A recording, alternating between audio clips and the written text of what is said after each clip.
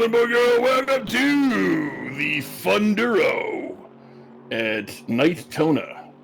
I am very attractive, and with me, as always, is noted Reliant Robin collector, Miodrad Milosevic Instein. Ooh, the Reliant Robin. I do love me a Reliant Robin. Three wheels are best wheels. That's true. It's true. It really is. If you got more than three wheels, you just ain't no kind of man.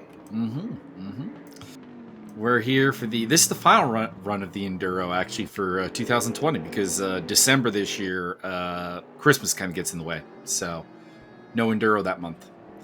So, yeah, this is the final Enduro of 2020. It's a Daytona sports car course. You can just be honest with them. Just tell them we're going to be too drunk. Well, I mean, yeah, but that has nothing to do with Christmas. Well, I don't know what you do for Christmas, but around my place, we start hitting the whiskey about November 15th, and we don't stop until February. So my family doesn't really do Christmas. No, I know. So it's really just another Saturday to me. Wow. I try and be nice and do cool things for you on Christmas, but no, nothing. Jeez, wow, whatever. Try and show you the true spirit of Christmas, Charlie Brown. But what about the true spirit of Kwanzaa? We'll get into that. Listen, if you want a good time, and I know you do because you're listening to this commentary and you haven't turned us off immediately upon my intro, or muted us, I guess. If I may, I would like to go through the top five. No. For a good time, call Charlie Brown Kwanzaa on YouTube. Go. Josiah Jerome, Fran Machuca, Andrew D, John Springs, Martin Edmonds. John Springs, by the way, former Moly Mole. Just for your information. Spriggs, yes. Okay. James Butler, Sergio Mengual, Mauricio Delgado. Hey, Mauricio up in third place. Giving you a little chest bump there. Mauricio. Alex Loeffler and Javier Perez Torres, top 5 in the GT4 category. Grande.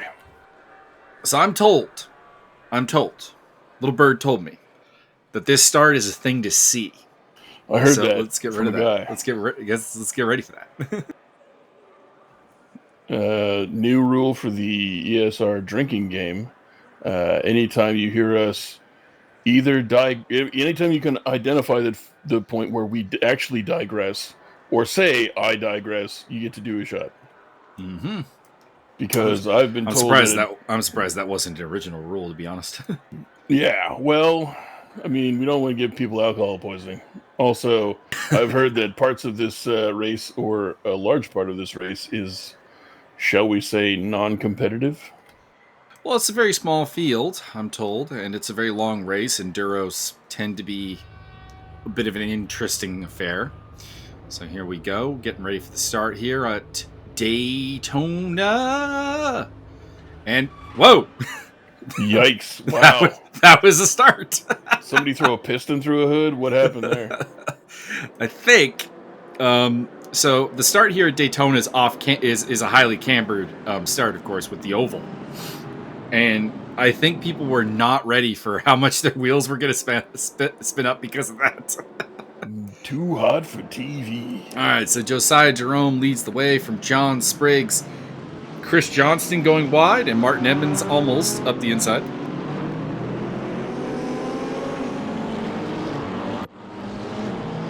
Edmonds in fourth place, though, still. Andrew D in fifth. Then it is the franchise, Fran Machuca, Wayne Hutchison, Kobayashi, and Sean Zulu in the GT3s.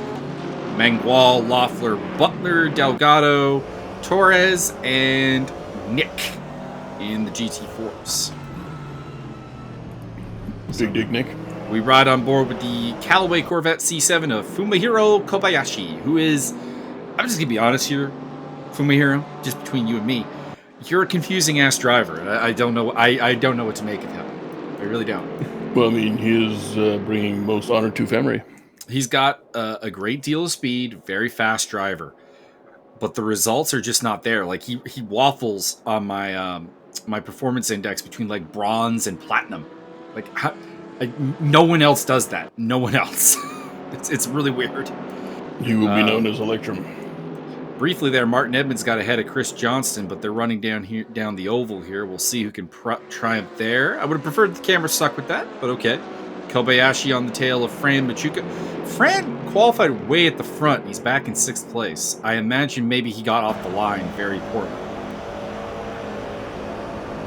Kobayashi looking for a run into the first corner. Hate this first corner. Hate it with a passion.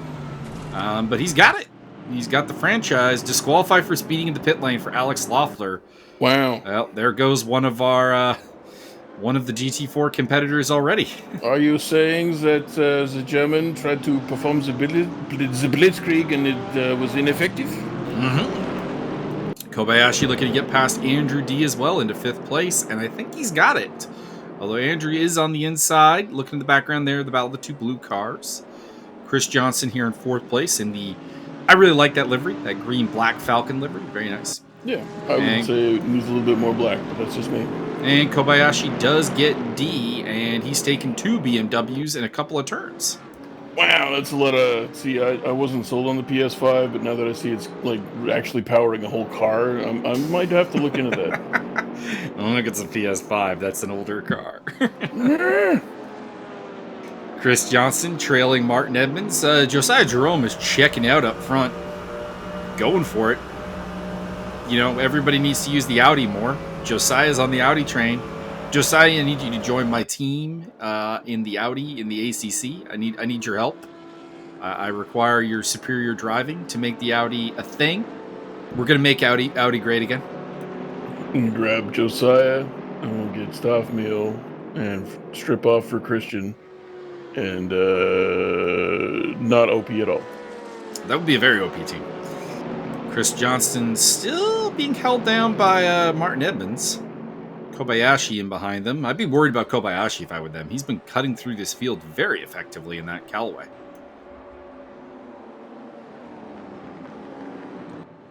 And, Wayne Hutchison got to the back of the franchise. Hit him with the pastel penetrator. Oh, that was ugly. That'll put them at the back of the GT3 field. In GT4 action is still Mengual leading for Butler and Delgado. So Mauricio Delgado doing quite well. Gonna low-key cheering for him. Good guy. And he's been developing lately and putting up some good results. I'd like to see him succeed. Always respect a driver who's going to put the time in to become better. Oh, Jesus, Josiah is really checking out up there. 5 seconds already in the lead. I mean, it's a 2-hour race, so this is way too early to call it, obviously. But Josiah Jerome is he's got hoop dreams. I'll just put it that way. He's going for it all the way. And Fumihiro Kobayashi still trailing Chris Johnston, but he is closing in, and that RWT car might be moving for 4th place before long. I don't think that's likely. I think everybody's just going to explode. Down the inside into the chicane, and he's got it. Well, I say he's got it, and then he spins it. He does not have it. Chris Johnson. Taking the... one of the other Callaways off. That is, by process of elimination, that is Sean Zulu. Had lost it, so a bad lap for the Callaways. And Andrew D back up into 5th place. We check back in the GT4 action. James Butler on the tail of race leader, Sergio Mengual. So weird seeing James Butler running a BMW. A man who has been such a climactic Porsche loyalist. Abandoning the Porsche game, going with the BMW. You hate to see it. You really do. Old man on the back Porsche. Old man on the back Porsche. Martin Edmonds in 3rd place was looked like he was going for a move there on John Spriggs, but it did not work out. And he's well ahead of Chris Johnston now, which would make sense. Johnston took a long shortcut over the grass there, and that's going to be very bad for his tires because, of course, Race Room has a very unique tire model for dirty tires, and that is that when the tires get dirty, they become absolutely useless, basically. Useless! Bloody useless! Javier Perez Torres in 4th place. The GT4s are nice and close together. We got Mengual, Butler, Delgado, Perez Torres all in the same shot there. Even Scott Nick a little bit back there, although to be honest, I do think Scott Nick's going to fall out of contention. He's in that KTM, which is your favorite car. That's the one that... Is it? That's the one from Bathurst that actually they have to pull the whole car up to let the driver out. Sort of. Oh yeah, the ultimate in convertible technology. Mm-hmm. I imagine not very strong here though, because it's not strong on the oval section of the track, and that will allow the more beastie cars, the more grunty cars, to just kind of leg it on it. I think. You keep saying that, and all in my mind, I see the meme of the vastly distorted Paul Blart Mall Cop face with the, in parentheses, sexual grunt underneath it. That's all. Every time you say grunt or grunty or anything, that's all I see in my brain. Fair enough. It's good to know. I'm gonna have to work the word grunts into a lot more conversations. Oh, it doesn't bother me. I'm just letting you know that's my visual. I didn't say it did bother you. I'm just gonna work it in there. I've always kind of wondered what that.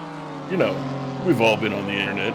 We've seen some stuff, some things that were filmed, and when mommy and daddy enjoy each other's company very much, and it ends up on the internet. So I've heard some stuff with watching some stuff, but that meme kind of always makes me wonder what that person meant by sexual grunt. Oh God! Just like, what should I be hearing when I see that? I don't even know. Because it looks aggressive. I don't even know. It looks very aggressive. We pick up the franchise. He overtook Andrew D there, though I didn't see Andrew D. There he is. Andrew D appears to just have made a mistake and is falling back because that's Kobayashi going through as well in the Callaway C7. So we got a BMW bread sandwich with Corvette filling. You know what? That sounds like that deserves its own kind of sexual grunt. Oh, eat shit! Contact. Go for a spin. Yeah, I don't think that move was not really on for Mr. Kobayashi. I think he was being a little greedy there. He made it past one BMW and was I don't want to call it a dive bomb because it wasn't a dive bomb, but that was forcing something that just wasn't going to happen, in my opinion. And the steward did not receive a report, so I can talk without worrying about the steward disagreeing with me. James Butler going for the lead there, and he is going to take it. That's actually the same spot that Kobayashi tried to make his move there into the chicane, and he gets it done. I think we can all agree that I think Jack Hunvik needs to start posting more roll memes. Start!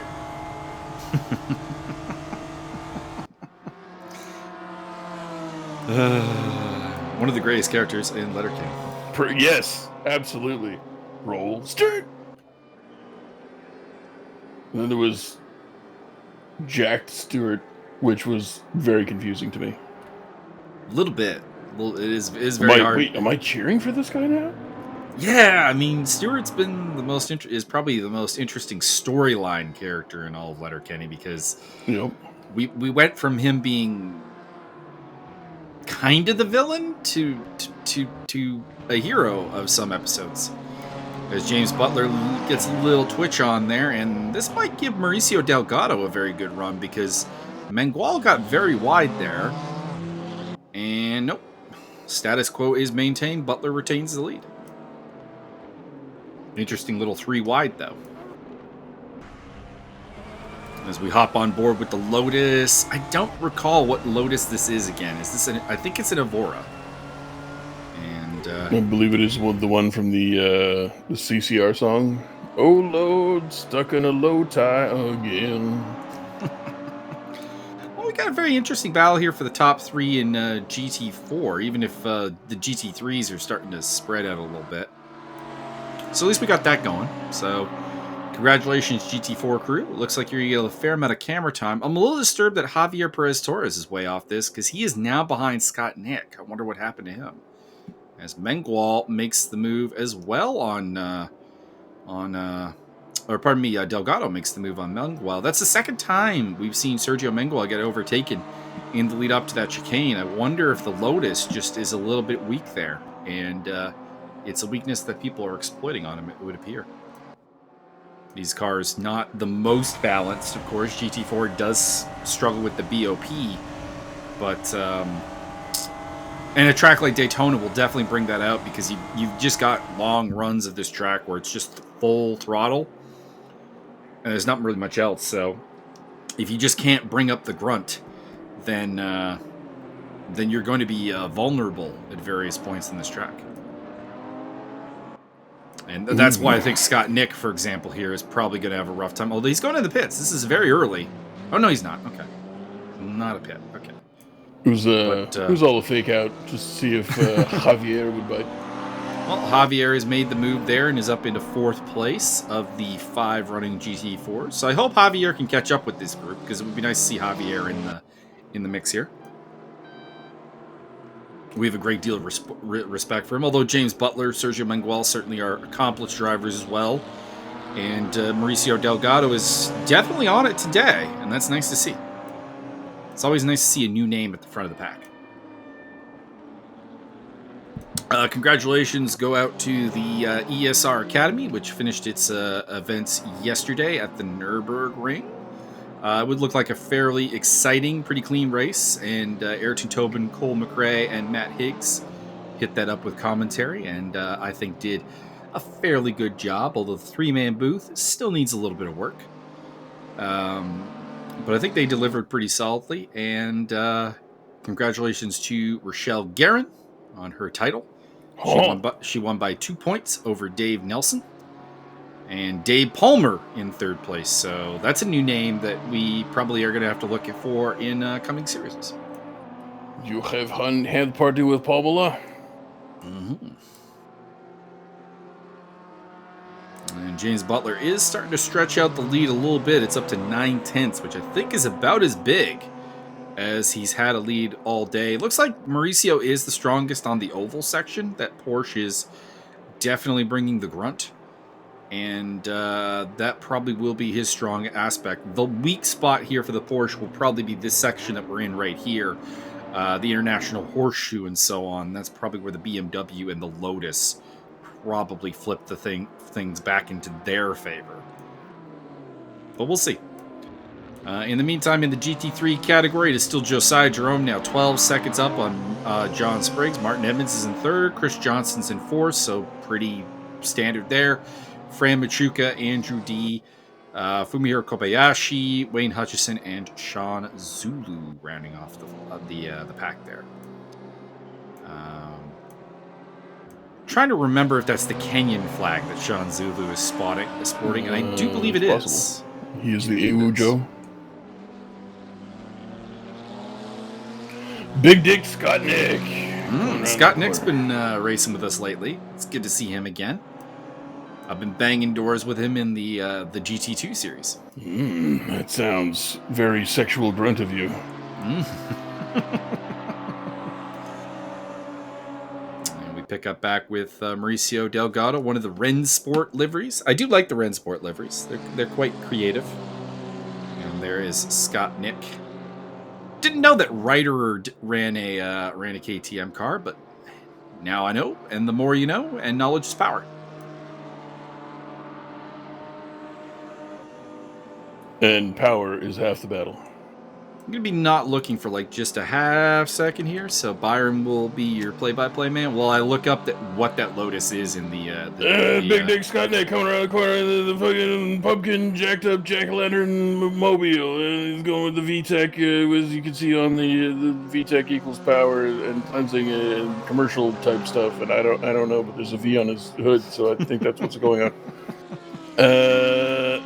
And your boy, the man, the myth, the legend, that guy over there, Mauricio Shogun Delgado, from Puerto Rico. Is that not Puerto Rico? I think it's Chile. I think it's Chile. Chile. See, I have a problem because Chile, Texas, Puerto Rico, I think the Philippines are in there. Like, there's a bunch. I think there's at least 2 African nations. Well, that definitely looks like the flag of Chile. We'll look up the flag of Puerto Rico just to be sure. Let's see. Anyway, if he can. Nah, Puerto Rico's the blue triangle with the red and white stripes. Oh, interesting. So that is definitely Chile. Can confirm. Chile. And I've also confirmed that it is that it is the GT4 Evora that is being driven by Mr. Sergio Menguel. So I would like to state for the record that Chile is obviously way better than Argentina. Ariel Zatoni, come find me.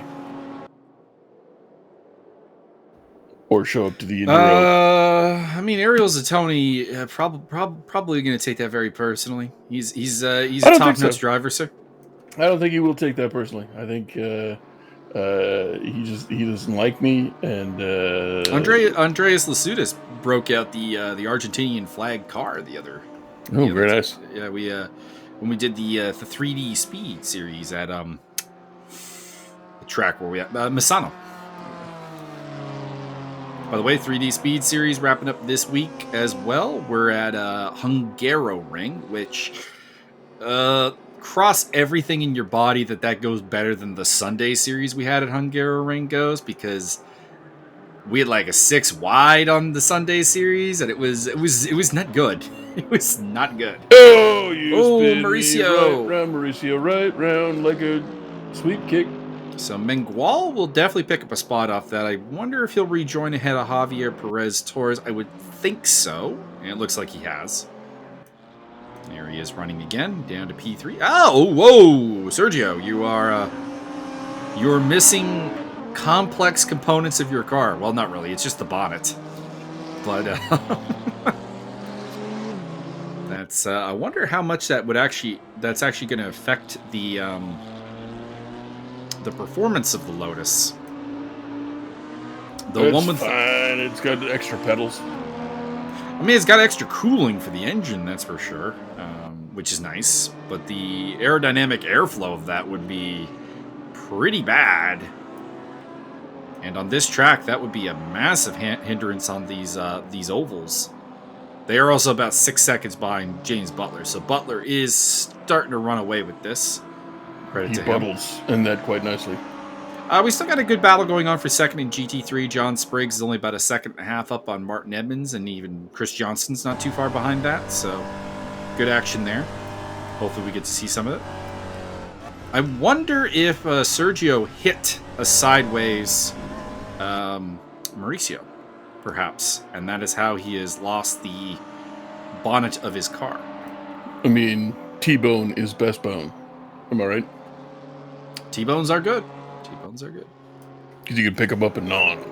In fact, Martin Edmonds getting past John Spriggs. So I was talking about this being a still heated up battle, and, well, we go to it, and Martin gets the job done, moving into second place in the BMW.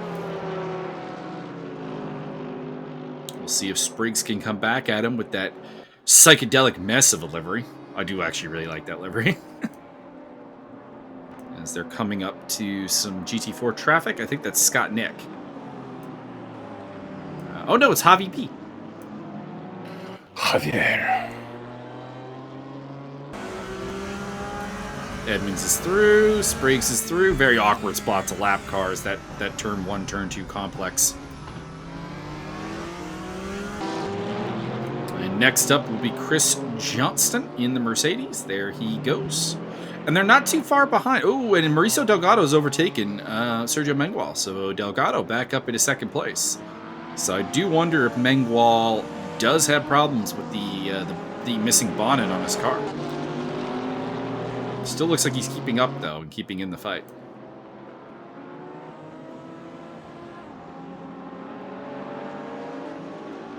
My team is discussing the Wednesday race, actually, that I was just touching on at the Hungaroring. So there we go.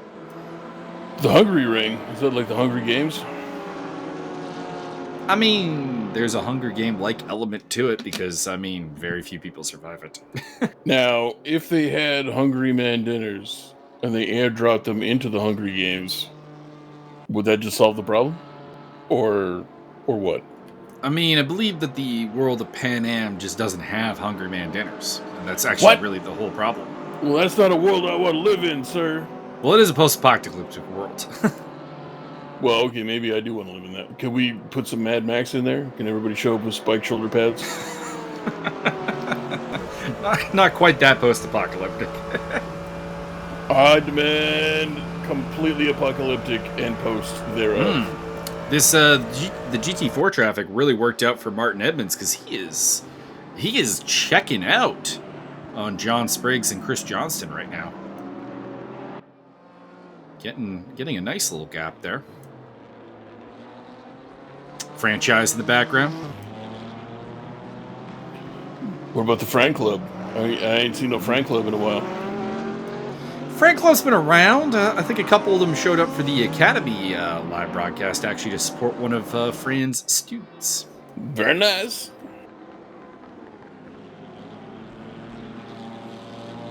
Those who, of course, do not recall, the Fran Club is the fans of Fran Machuca and the RRS Spain boys.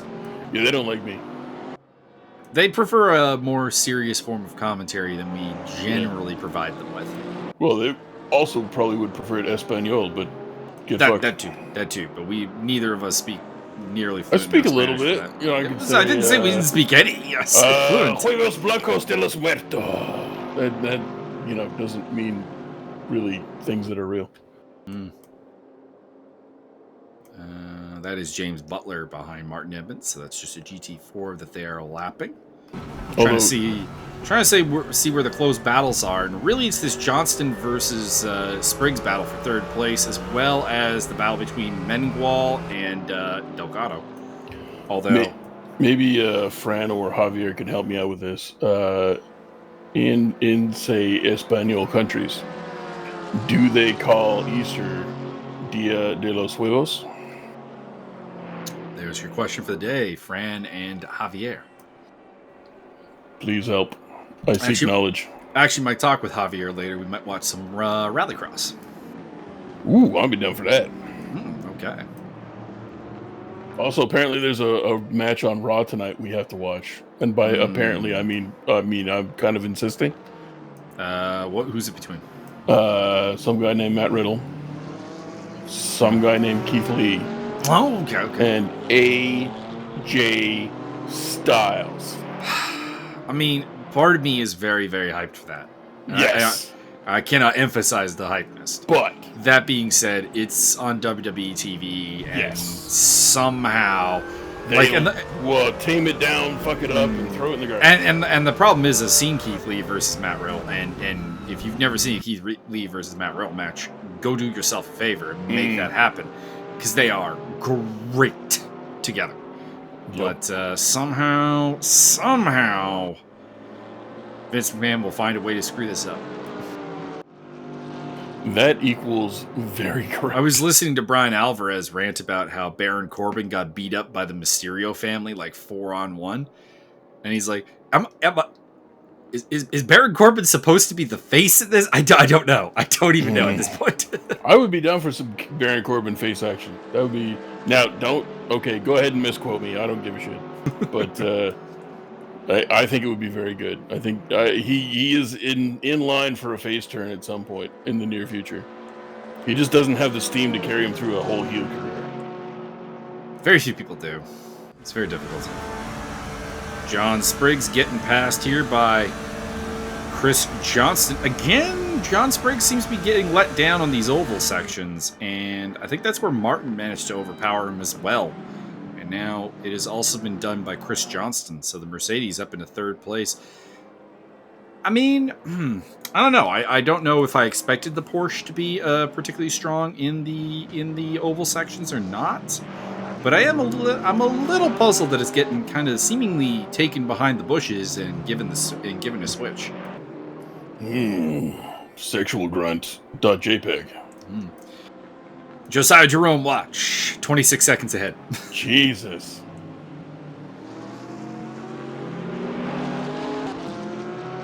All right, so battle for second place is still on. You think he's just like driving and chanting everything be Irie, everything be Irie, everything be Irie, and it actually adds cooling to his car? I don't think you really need cooling on this particular track. Also, I realize it's all Jamaican. I'm not going down the inside of Martin Edmonds, so maybe Johnston just really has these oval sections sorted out, because this is possibly the second time. We're coming up here to the chicane, and he's got the inside line. Can he make it happen? No, Martin will retain. El Martino with the nice livery. This is a very nice livery. Well, I mean, the number helps. Mm-hmm. Nice. Yes. Actually, these are 3 very good liveries in general, actually. Everyone's livery is pretty good here, actually. And, I don't know. Ooh, this might work out for Spriggs. I was thinking he might have been stepped out of the draft there a little too soon, and it looks like he did. But, well, I taking mean, a look at... Oh! Oh, you can go for the double. Go for the double pit. There's a double pit right there. You The can double do it. pit maneuver. Johnston is really hassling Martin Edmonds, and it's letting Spriggs stay in this. This is the spot of the track where I think Spriggs has been the strongest. So let's see if he can make a move here. And Fran Machuca is catching up to this group as well, so might have a 4-way fight before too long. Just looking to see if anything's changed in the GT4 standings, and the answer is unfortunately not. Although Javier Perez-Torres has been reeling in Mauricio Delgado and Sergio Mengual at a pretty steady rate, and it's down to 2.3 seconds. You will not contain the Shogun. Well, I mean, you might control Shogun at this point, because... No, you shut up. Just because he aged like 18 years in the last 2 years doesn't mean... Man, he's on my list of fighters I don't actually want to see fight anymore. Yeah. Anybody who doesn't know what we're talking about, we are talking about Mauricio Shogun Hua, not Mauricio Delgado, the driver. At least I don't think he is. But yeah, Mauricio Shogun Hua, awesome, fantastic, spectacular, but his leg joints bad, and surgeries didn't go well, and maybe probably was a bit of a dumb fuck and probably pushed things too hard too fast, knowing the chute box motto of giver. This is the second time we've seen someone try to do this on the downside, and it's the second time it's not really worked out all that well. So John Spriggs up into 3rd place. I just think that going for the double, the kind of underside pass there to turn 1 is not working. You might be better off staying in the draft and enjoying the speed advantage, because Fran Machuca is all over this now. He's right there. So I was told this was going to be a little bit of a dull affair, but it's coming. It's coming together nicely. Well, I mean, we do have more time. True. Hour and a half to go. Yeah, I'm going to go with like 15 minutes from now. Maybe things string out and we have nothing to talk about for the next while. I mean, us having nothing to talk about is often the highlight of these broadcasts. As Kobayashi has overtaken Andrew D for 6th place. Off camera. All those watching at home, beef jerky is just cow raisins. Discuss in the comments below. Help the goddamn metric. Comment on the video. It's the boldest hint I'm going to give you. Like, comment, and subscribe. Comment. God damn it. Give us the follows on Twitch as well. I'm literally drinking hooch that I made in a tub on my kitchen table. Oh, when you put it that way, it just sounds not very classy. As the I didn't say it was ever classy. Mandatory pit stop window is open now. Matter of fact, you gotta, if you're gonna come visit one more time, you gotta let me know when that is, because you'll make a whole ton of hooch stuff. You can make some hooch. The hooch is gonna be real. Gonna let me know what flavor you want. Chris Johnson's going for it again, and it's working out better this time because John Spriggs got forced wide there a little bit. So don't mind me. Maybe I just don't. It's still not working out though for him, because the inside line is going to go to Spriggs here, and he's going to retain this position. And the man who really is winning out of this, well, 2 people really. Martin Edmonds, 1, because he's got a nice gap there now, but 2, Fran Machuca is just sitting back there going, yes, struggle, fight. Let the hate flow through you. Let the hate flow through you. R.I.P. Darth Vader. That's true. Your boy passed away from, I believe it was heart failure? I believe you are correct. I believe so. Somebody uploaded a picture of, I believe his name's James Prowse. Prouse is definitely the last name. I thought it was Prouse is David definitely Prouse. David could be. Mr. Prouse. Mr. Prouse. Thank you very much. Somebody uploaded a picture of him back in the 50s or 60s or something like that, and he was, had all kinds of jacked. Every kind of weight you had in mind, and somebody commented like, "Oh, not only was he Luke's father, but he was also daddy." That was the comment of the week. Thank you. Indeed. That boy was built like a brick shithouse, and also was the your boy in the Speedo in the Clockwork Orange, which I did not know. Oh, there we go. So if you've seen the Clockwork Orange and the scene where large man in Speedo with glasses on hauls in very much beat up dude, that is Darth Vader. Cool. Trivia. Martin Edmonds has not managed to get that far away here, which he may end up regretting. I mean, again, very early in the race, we got a pit stop to go. We got over an hour to go in this race still. But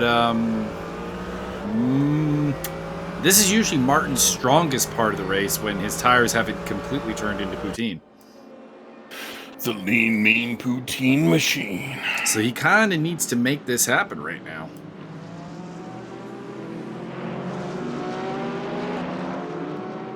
It is very hard, admittedly, to get away here because of the draft on the oval section will allow the pack to kind of catch up to you a little bit. But Chris Johnson going for it again on the low side of the oval there. High side for Spriggs. Spriggs has been very big on that high side. And it's not working out this time. That is Johnston going back into third place for the time being. So the Merc triumphing over the Porsche right now. Not over yet.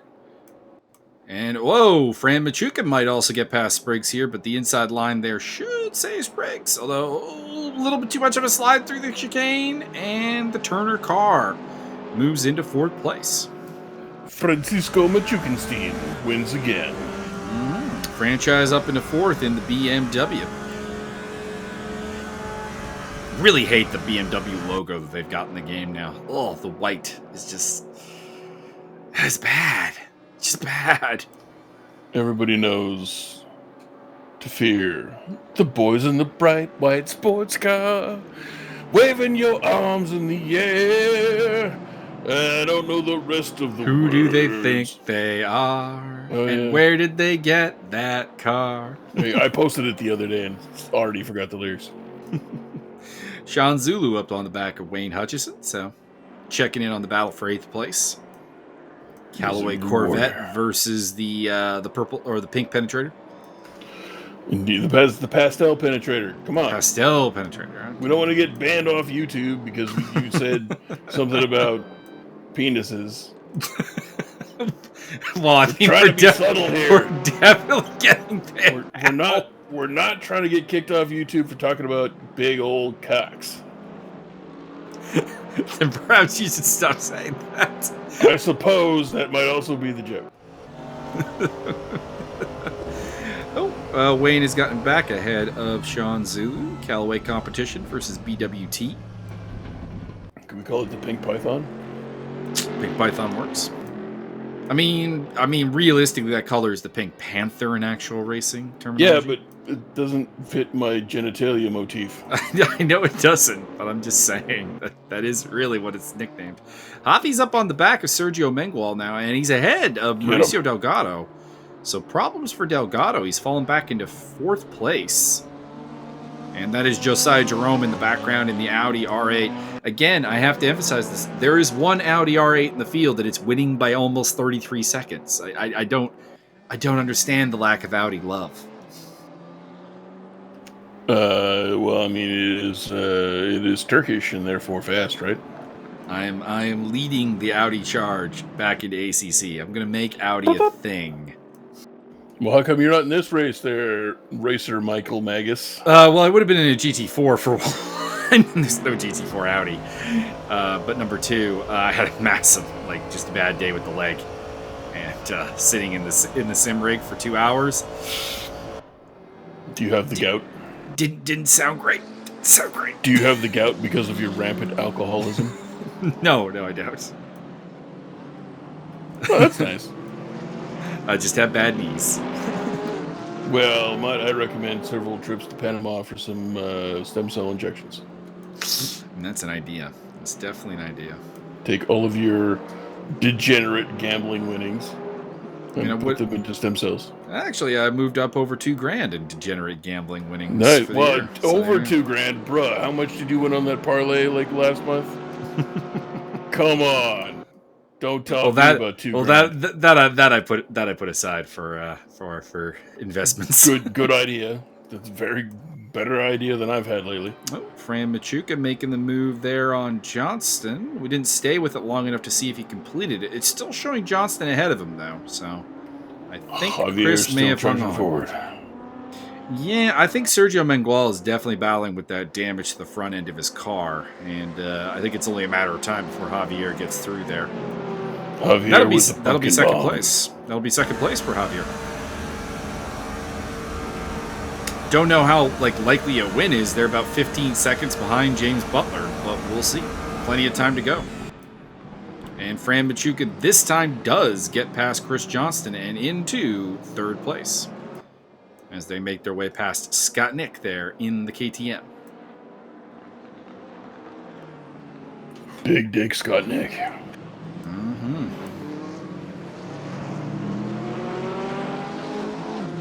Chris Johnson getting a little wide there. Maybe just a different line that he's taking in there. Shadowed by John Spriggs and still trying to get past Fran Machuca. He's gonna Machuca your chicken. The Machuca chicken. Javier looking to make the move here into the chicane, I do believe is where we are here. There is the chicane. He'll have the inside, but that will turn into the outside. Nope, he holds it nicely. Gets it done. Chicane. And he should be able to put the pedal to the metal.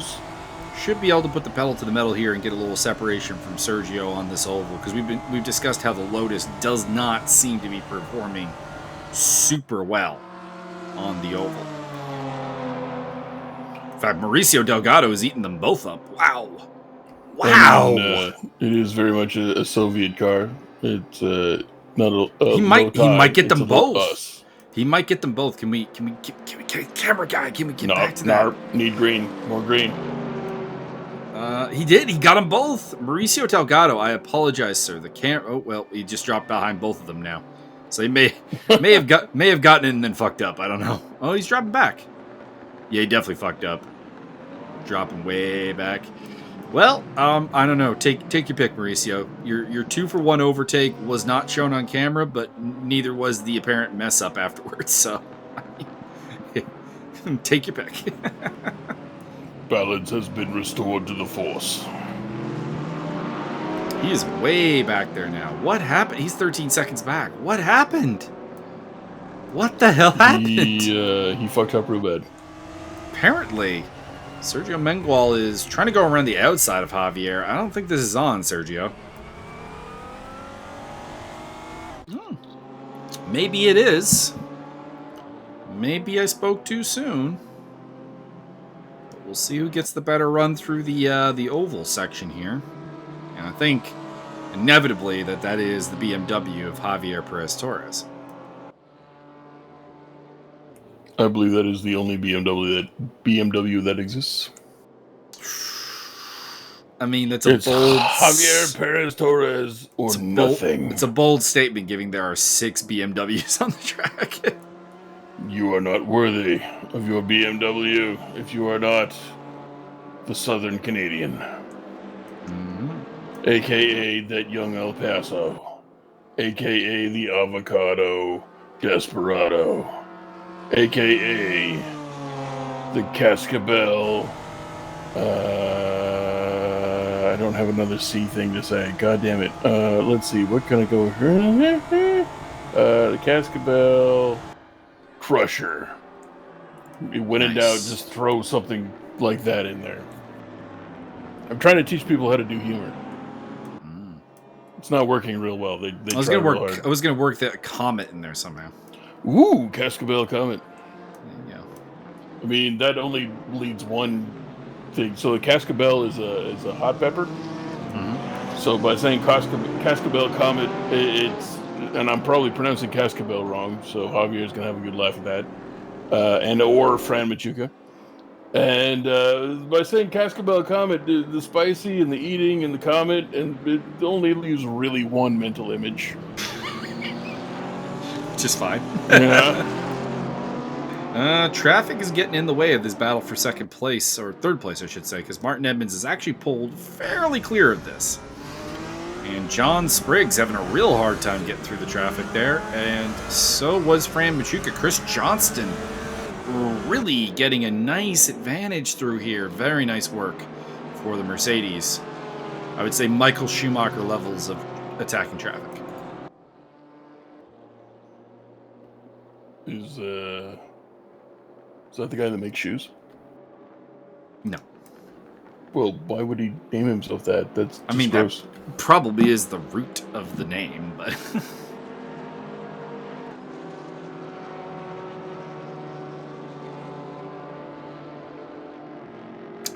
Josiah Jerome watch, 36 seconds ahead. He's pretty okay at that whole gas pedal and steering wheel thing, eh? Battle for third place is a little broken up now with Johnston, Machuca, and Spriggs a little bit apart, but I think they'll come together before long. Interested to see if Fumihiro Kobayashi can get in on this as well. The gap is closing back to 6th place. See if he can keep it up. There he is, actually making his way past Javier. Yeah, I wasn't looking at the screen at the time, so I'm going to disavow any knowledge of anybody passing Javier. It was a blue flag scenario. Different class. I don't care. I don't want to hear it. So it's Josiah Jerome leading Martin Edmonds, Chris Johnston, Fran Machuca, John Spriggs, Fumihiro Kobayashi, Andrew D, Sean Zulu, Wayne Hutchison. Your GT3 standings. James Butler is in command of the GT4s with Javier Perez Torres in 2nd place. Sergio Manuel is in 3rd, despite having suffered considerable damage to his front end. And he's dropped off a fair ways from Javier now. Mauricio Delgado's in 4th, Scott Nick is in 5th, and 6th place has unfortunately been decided as Alex Loeffler's because he got DQ'd for going too fast in the pit line. Correct. What a dick. Now. Scott Nick Alex Loeffler is a very charming driver, and we wish him nothing but the best. Oh, okay. That being said, you got to find your pit lane speed limiter, my friend. What an upstanding individual who made an understandable and easily forgivable mistake. It is actually very easily forgivable because this pit lane is a nightmare. I would not surprise me if we saw some penalties on the pit stop phase. Welcome to my nightmare. I hope I didn't pit you. Chris Johnson now all up on Martin Edmonds' business, looking for that 2nd place finish. Martin Edmonds in 2nd place in an endurance race? Confusing. His tires are probably the consistency of Putina at this point. That greasy motherfucker. I explained to Javier the other day about a certain MMA fighter who always appeared very greasy. I'm like, I'm not one to talk about someone's physical appearance, but have you heard of the concept of a shower? I'm half, and by half I mean mostly convinced that's why guys like Matt Lindland they stop bathing like 2 weeks out from a fight. Yeah, you stink and no one wants to be near you, i.e. your opponent. But B, bro, you're greasy as shit. That wouldn't really explain Matt Lindland's tendency to get tapped. That's because everybody hates him so much for doing that shit that they just take out their anger on him. Fuck you, you greasy, stinky bitch! Oh! And they just like squeeze him as hard as they can.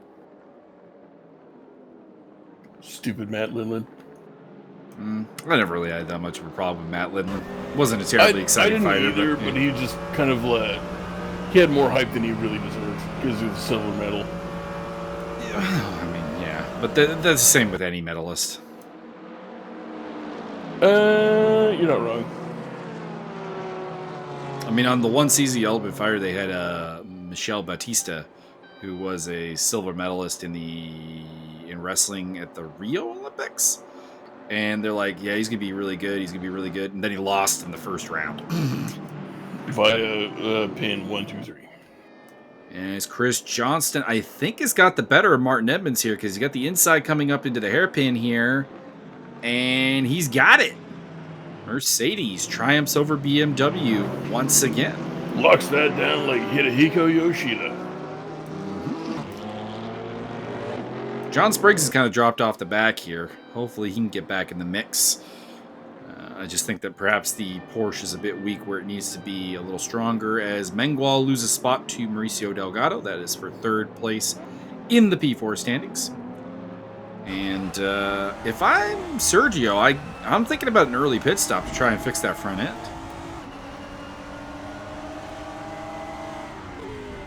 And by early pit stop, he means before the last 5 minutes of the race. Well, yeah, that would be a good idea. It could also be that that's a glitch, and he actually doesn't have any damage. But I can't help but notice he's been dropping back since the damage showed up. So that suggests to me that it is legitimate. As Martin Edmonds fights his way back into second place there through the chicane. Fran Machuca watching this fight and again using the dark powers of the franchise. We could have a 3 wide here. We could have a 3 wide here. Fran goes low and might get. Does he get both of them? Maybe. Really cool. Pretty close. Really cool. I think Martin's gonna hold it, but that is third place for Fran Machuca. He's got himself past the Black Falcon of Chris Johnston. Very loose back end there for Martin Edmonds through some of these turns, which could be a setup choice. Could be how he likes the car. It could also mean that his back tires are gone. I stole them. And John Spriggs is right back in this now, so all it takes is a little bit of scrapping, and Spriggs is back in this. I'm checking the gap back to Kobayashi. Fortunately, not much closer there. Kobayashi's still about 5 seconds back. Be nice to get him in this, to get that Callaway in this mix as well. So I think the Callaway is a really strong car around here. It's just unfortunate that neither of the Callaways have been terrible. We lost Wayne Hutchison. No. Where was the last time you saw him? Well, he was in 9th place, and now he's not there no more. He did. Yeah, we lost Wayne Hutchison. That's unfortunate. John Spriggs looking around the outside, and that's really unfortunate because Wayne is a very good enduro racer. He usually comes alive in the later stages of the race. And Chris Johnston is going to hold on for now against John Spriggs.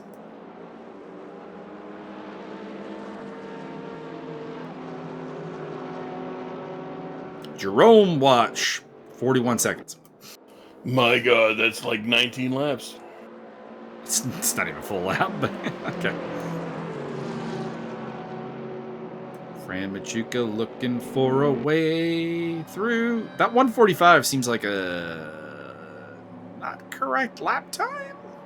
Hopefully we get another GT3 to focus in on. Let's see here. No, 147. Okay, never mind. I was thinking this lap was a little shorter on our GT3, but apparently not. All I know is that man is over 7,000 micrograms per minute. As Chris Johnston looking for a way back past John Spriggs. He's been as high as second place in this race, but currently is in 5th place. You got to think the pit stops got to be entering these guys' minds now. We're approaching the halfway point of the race. We got about 9 minutes to that halfway point. Got to wonder if maybe... Well, at the same time, you don't want to leave the pack. So it's a tough call. That being said, I am still surprised Sergio Mengual is not elected to pit because he is damaged. And I'm wondering if maybe Fumihiro Kobayashi needs to maybe take a pit stop. But he is closing the gap again. It's down to 3.1 seconds. And Kobayashi is coming for you.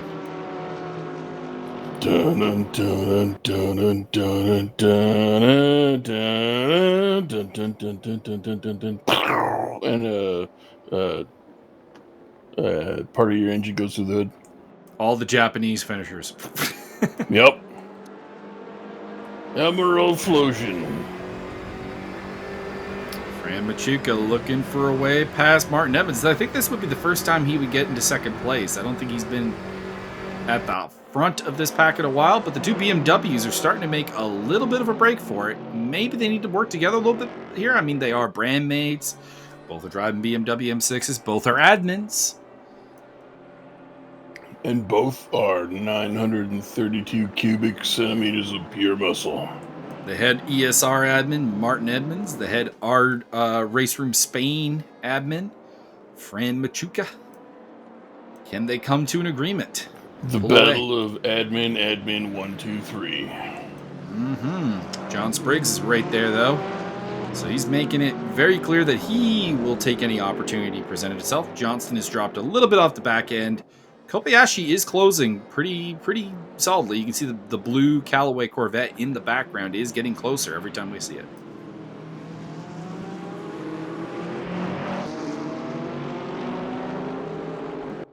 Who will blink first and hit to the pit lane? They must pit before the end of this race. The red circle indicates they have not. I would like to take this opportunity to sign out from the GT2 races. So if anybody could put that up officially on the Discord, that'd be great. I mean, you can do it yourself, I think. No. I do not have authority. You mean I don't have to respect your authority? Well, since I do not have authority in that particular direction, you do not. Fran is looking for a way through. I don't necessarily know if you want to be at the head of this group. It's not been a good place to be pretty much the whole race. Spriggs going up high, maybe thinking about trying to go around the outside. As I think Fran Machuca's hit the pit lane, so the first one to blink is the franchise. And again, I must say, Sergio, you might want to get in the pits, brother. Brother.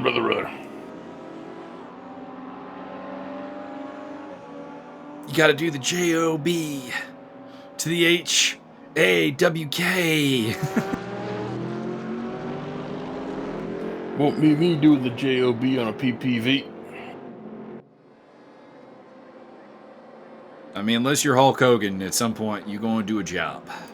Man, at this point, if that guy tries to make one more comeback, I want anybody, please put him in there with Keith Lee. Please. Like you said, what about black people? And I've got to lose to you? Brother, that doesn't work for me. That doesn't work for me. And Spirit Bomb. Oh, you're not walking anymore. That's weird. That's a good spot, Hulk. But not for The Rock. Yeah. Fornicate that shenanigans. Also, shout out to The Rock for buying the XFL. Mm-hmm.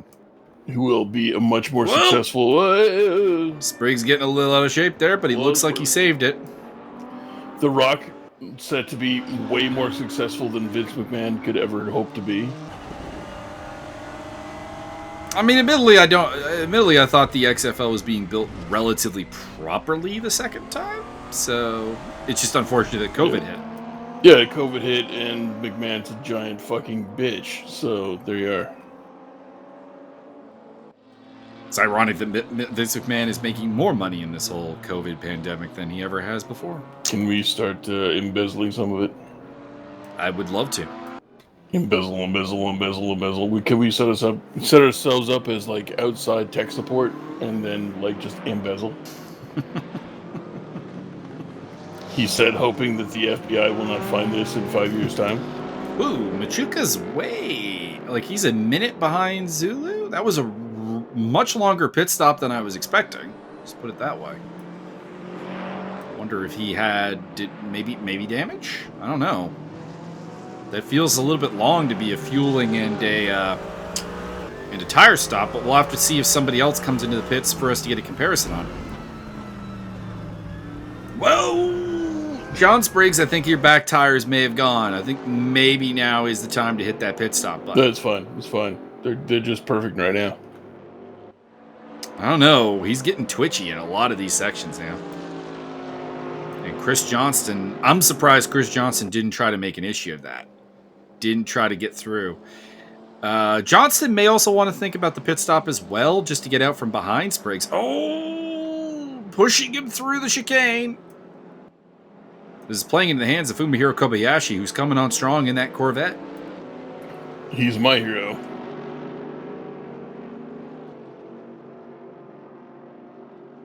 He is now 0.3 of a second behind Johnston, who is within a second of John Spriggs. Kobayashi for a podium could be a thing. Going around the outside and takes 4th place.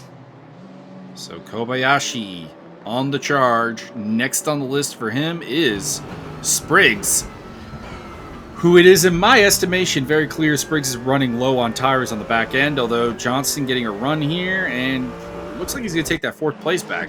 Big mistake there by Kobayashi. Outbraked himself. Nope, he's coming back for it. Gets on the inside of the hairpin. This might be just what Spriggs needs to retain that 3rd place, though. Inside line there for the Mercedes. And Johnston is going to hang on to 4th place for the time being, but the inside line goes back to Kobayashi, and he is through. Let's see if he can hold it this time. It's been a hell of a back and forth race we've had here. A lot of drinks to be given out for the overtake and then get re-overtaken rule.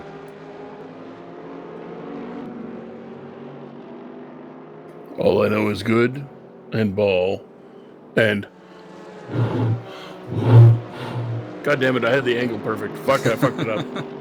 Mauricio Delgado has made his pit stop and fallen way back, so maybe a pit stop here is just really, really long. I don't know. I honestly don't know what to make of this. It's not that long of a pit lane. It's not like we're at Spa or anything.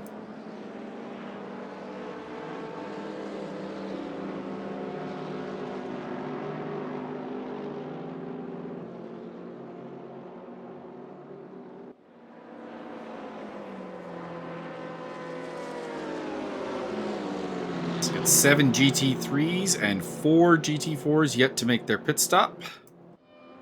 Couple in the pits there. I think I saw Martin Edmonds in the pits, as well as John Spriggs. Chris Johnston maybe as well. So Kobayashi up into 2nd place. There it is. All right, so Johnston in the pits with Spriggs and Edmonds. Where are they going to come out in relation to Fran Machuca is the big question. Fran was battling with these 3 earlier on, and he pitted a bit early. By the way, race leader Josiah Jerome. We didn't forget about you, Josiah. Just hasn't really been a need to put you on camera.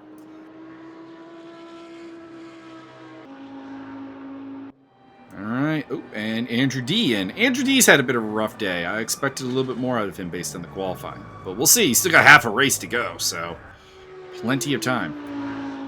You know, Josiah's probably going to want to take this just as long as he can. He's got no one near him. Or, well, coming to the pits. I was just about to say he might want to stretch this longer, but may not have the fuel to do it, to be honest.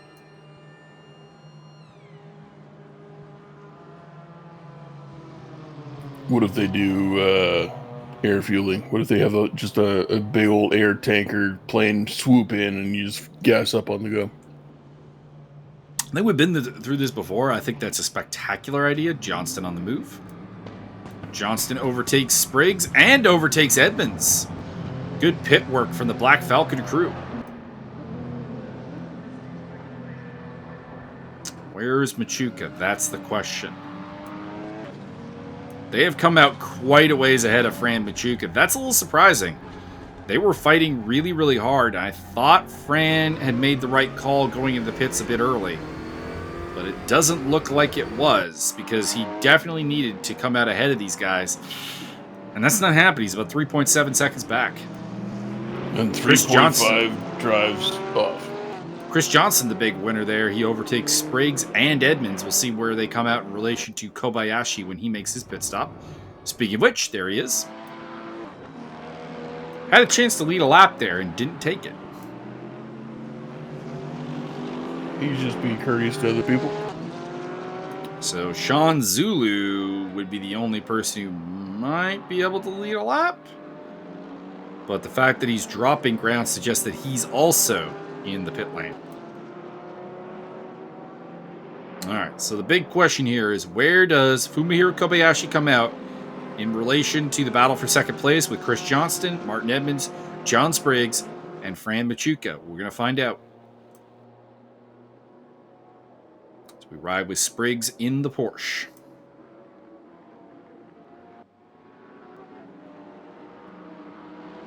Edmonds in 5th place. Will overtake Zulu, for sure, I think. Oh no, it looks like Zulu stayed out. So Zulu is still running, but did not manage to overtake Josiah Jerome. He was more than pit stop behind.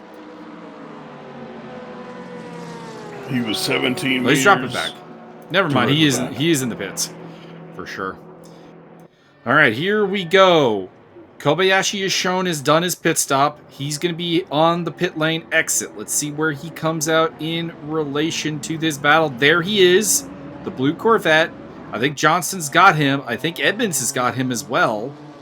He might come out ahead of... No, he's pretty behind Spriggs. He's going to probably feed out around Fran Machuca. There it is. Machuca to the inside. Oh, little contact. Machuca holds it. No, Machuca does not hold it. That's surprising because that's cold tires for Kobayashi. I would have tried to hang that in there if I was the big BMW. So all the GT3s have made their pit stop. Rundown of the order has Josiah Jerome leading. Big winner in the pit stop is Chris Johnston. He's up into 2nd place ahead of Martin Edmonds, John Spriggs, Fumihiro Kobayashi. The big loser on the pit stops has to be Fran Machuca, Andrew D, and Sean Zulu. Javier Perez Torres has made his pit stop. Mengual, Butler, and Nick still to pit. And then in theory, the pit crews get to relax. Oh, yeah. Through the chicane we go here. Chris Johnston still hanging on against Martin Edmonds in the Dunlop Motorsports BMW. Javier Perez Torres up ahead in the BMW M4 GT4 car. Currently running in just 4th place in the GT4, but all 3 cars ahead of him have yet to pit. Of course, pitting later means that you're going to have more tires for the end of the race. So there is definitely that advantage. But it does mean that you are running your tires down a little bit longer and might be forfeiting some track position. That's okay. Homeboy starts out with like 8 Johnston! Johnston gets overtaken by Martin Edmonds and goes for a loop. That's going to let Spriggs through. That's going to let Kobayashi through. And that's going to let Fran Machuca through. Big moment there. Johnston may have just fallen. It's going to be hard to get back into podium contention, but not impossible. Javier is already caught up to Scott and Nick, so even without Nick's pit stop, he might be able to get through.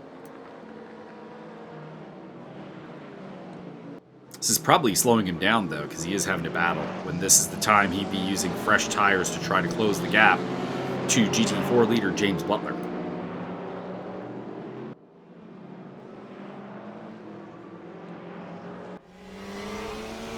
We ride on board with the KTM of Scott Nick as he does lose that 3rd place to Javier Perez Torres. And a couple of cars going through under blue flags.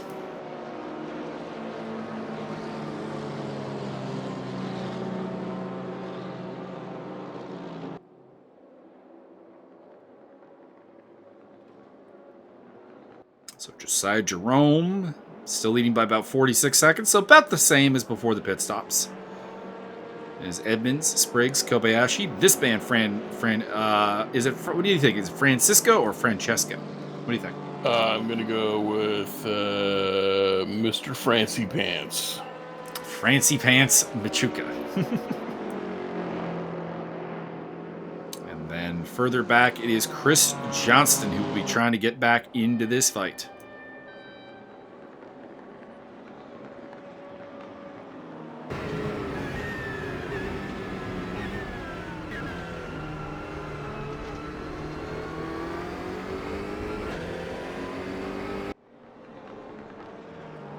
So the franchise in 5th place. Came out on the weekend of the pit stops, but could possibly make up some ground. But you gotta realize he's also pitted a couple of laps before the other guy, so his tires, all other things being equal, will probably have problems first.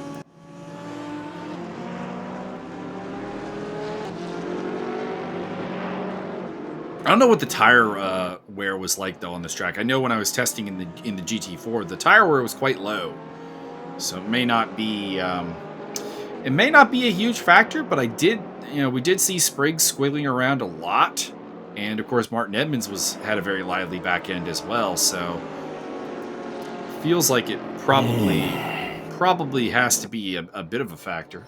Tell me more of Martin's lively back end. I want to hear. He's got that. He's got that wiggle. Oh. Somehow Sergio Mengual has come out ahead of Javier Perez Torres, and I'm a little confused about that, to be honest. We're just waiting on Scott Nick to make his pit stop. Butler's been in, Mengual's been in, Torres has been in, Delgado's been in. Just Scott Nick to go.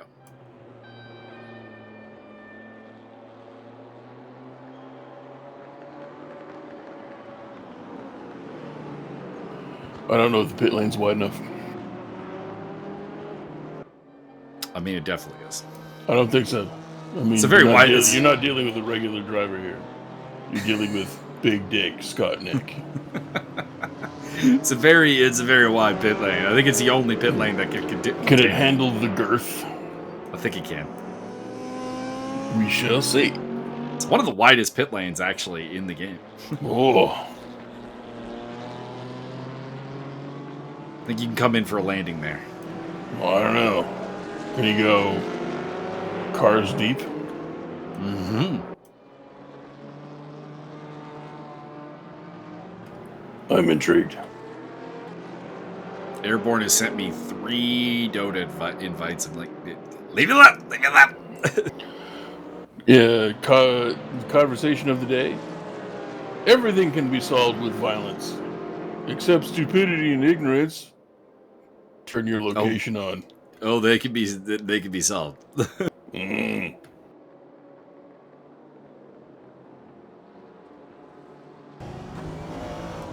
Right on board with Fumihiro Kobayashi, who is all over the back of John Spriggs.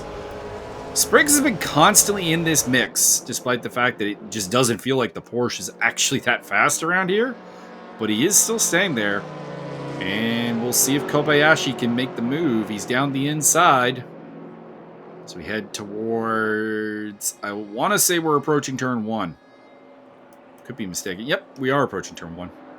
This is the problem with the oval. Everything looks kind of similar.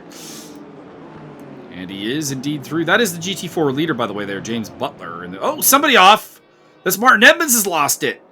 Second place, Martin Edmonds has lost it. And suddenly, we got a Callaway C7 up in second place. And John Spriggs is back on the podium. Jesus you keep telling Christ. Martin not to put so much duck fat in for lube, and he doesn't listen. Fran Machuca up into fourth place. Chris Johnston might also get Edmonds. He's within a second of him. Speaking of which, Chris Johnson. In fact, he is. That's fifth place. So Martin Edmonds kind of pulls the Chris Johnston, to be honest, and slips all the way back to sixth place.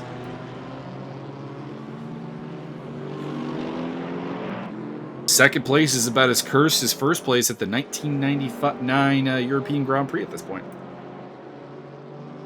Those who are unaware of that race, that was the F1 race that nobody wanted to win. People just kept spinning out of the lead. I want to say it has a record, at least a modern day record for most race leaders. Even more than Javier Perez Torres. Yes. Unbelievable. I choose not to believe it. As they make their way past Butler there. It was a race that was led by Ralf Schumacher, a.k.a. the other Schumacher. Giancarlo Fisichella, David Coulthard, Mika Hakkinen was in lead. Heinz-Harald Frentzen was in lead. Johnny Herbert was in lead. I've actually heard of most of those people. Fran Machuca looking down the inside of John Spriggs. I would imagine Johnny Herbert and Fisichella, you maybe have not heard of. I have heard of Fisichella. Oh, you have? Okay, there we go. Let's get Fisichella.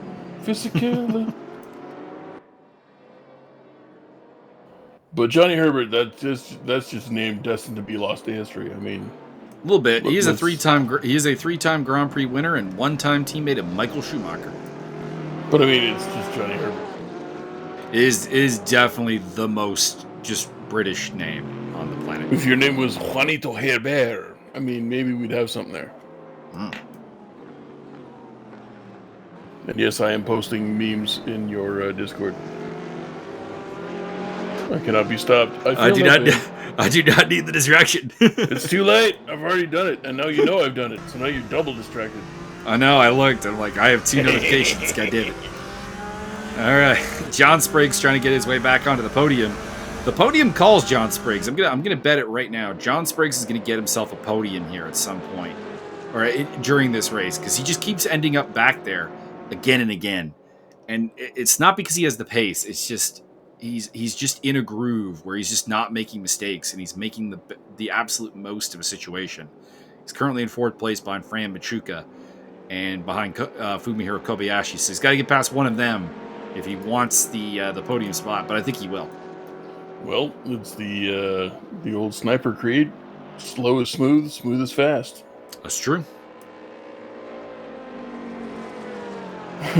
Which is possibly one of my favorite scenes in Shooter. Slow, smooth, smooth is fast. Let's see it. Michael Pena lines up behind the scope, gets ready, squeeze that trigger, and boom! Distraction explosion. I mean, my personal favorite is the really old the gun expert they go to see. That is the best. That's the best scenes in the movie right there. That could be done. Paper patching. Been a long time.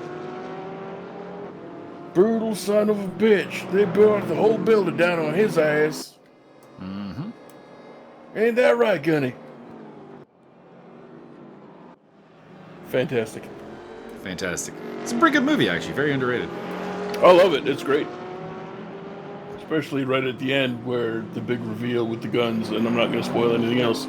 If you haven't seen the movie, goddamn, go watch Marky Mark be awesome with guns, and Michael Pena be awesome because Michael Pena is awesome. Yeah, Michael Pena is just in general awesome. Movie recommendation of the week. Go watch Shooter and comment in the comment section below. He actually was the best part of. I finally watched Ant-Man in its entirety. Oh, you haven't seen Ant-Man?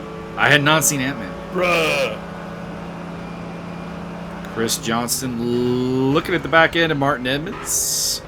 You'd think eventually Martin's tendency to murder tires will come into play. Oh, I thought you were going to talk about Ant-Man. Well, I mean, Michael Pena was just very, very good at it. Oh, yeah, there was a giant push. So when the ultimate, Avengers movie was going to come out, the Revenge on Thanos,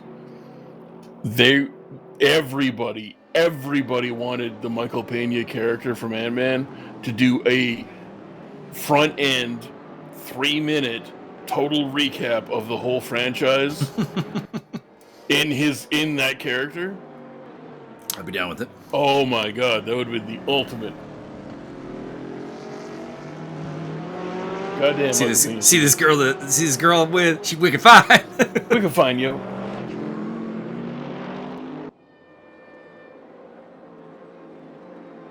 Can't say that Michael Pena's been great in everything he's in, because Battle of Los Angeles. In his defense, nobody should watch that. Come on. Nobody gives a particularly good performance on that one. I have not watched End of Watch, but I always really desperately want to because it's got Jake Gyllenhaal and Michael Pena. Holy shit.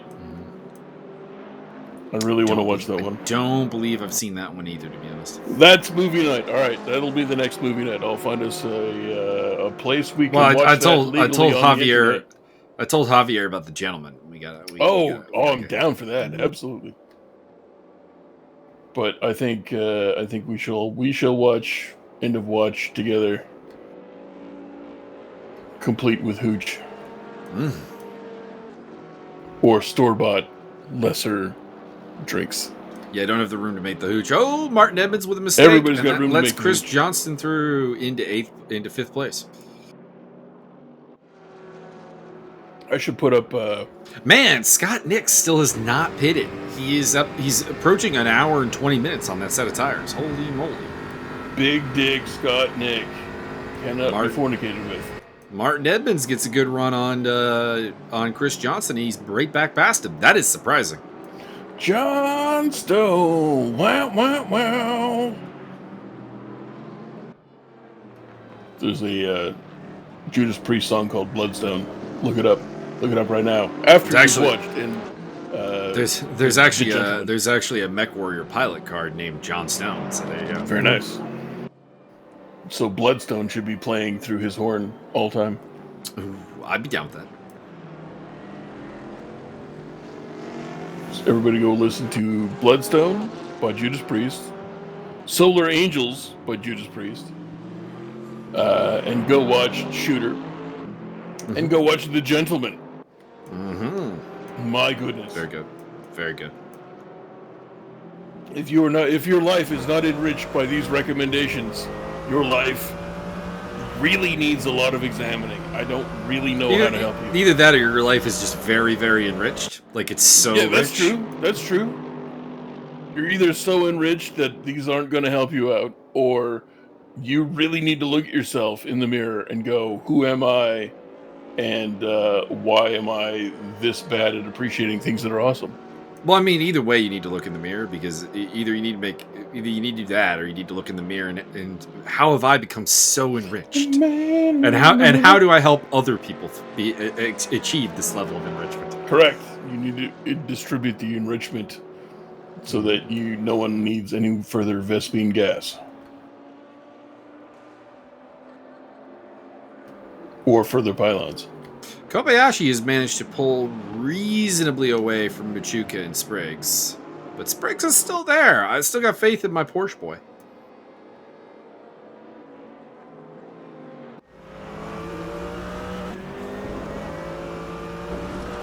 It's just a shame Josiah Jerome is running away with this one so much because there's just no leadership speculation to be had. Have we ever had anybody lead over a full minute? Yes. Stoffmell. Yeah, well, I just wanted to make sure. I couldn't remember.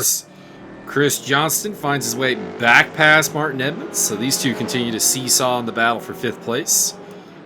They're not too far behind Spriggs, but it does feel like if they really think they can get a podium, they might want to just like team up a little bit. I think Scott Nick is finally in the pit lane.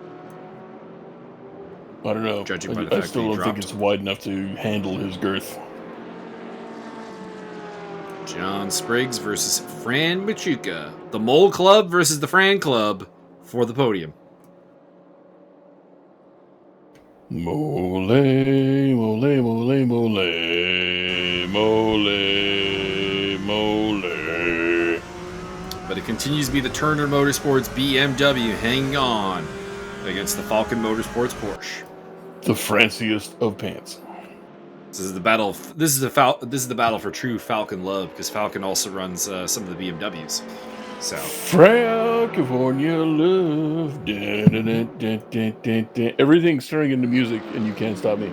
Nope. Martin Edmonds back up into fifth place, having overtaken Chris Johnstone.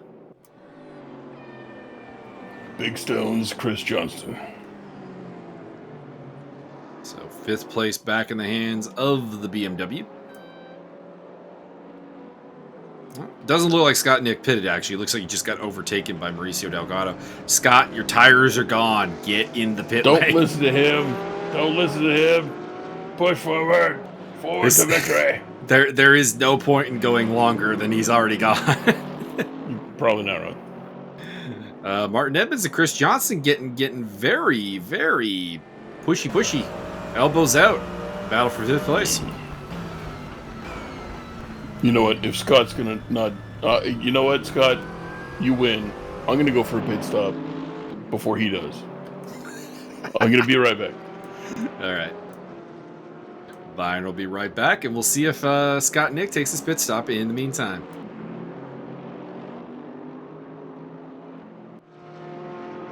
as we continue to watch the battles for 3rd and 5th place. Currently held by Fran Machuca and Martin Edmonds. So the two BMWs leading the battles for the time being. John Spriggs still looking for a way past. He seems to think that that chicane is going to be his weapon. And we'll see if he can make it happen. Martin Edmonds really cutting that chicane. Wow. What are the track limits on that thing? And Chris Johnson still gets up under him. And the Mercedes has got 5th place, at least for the time being.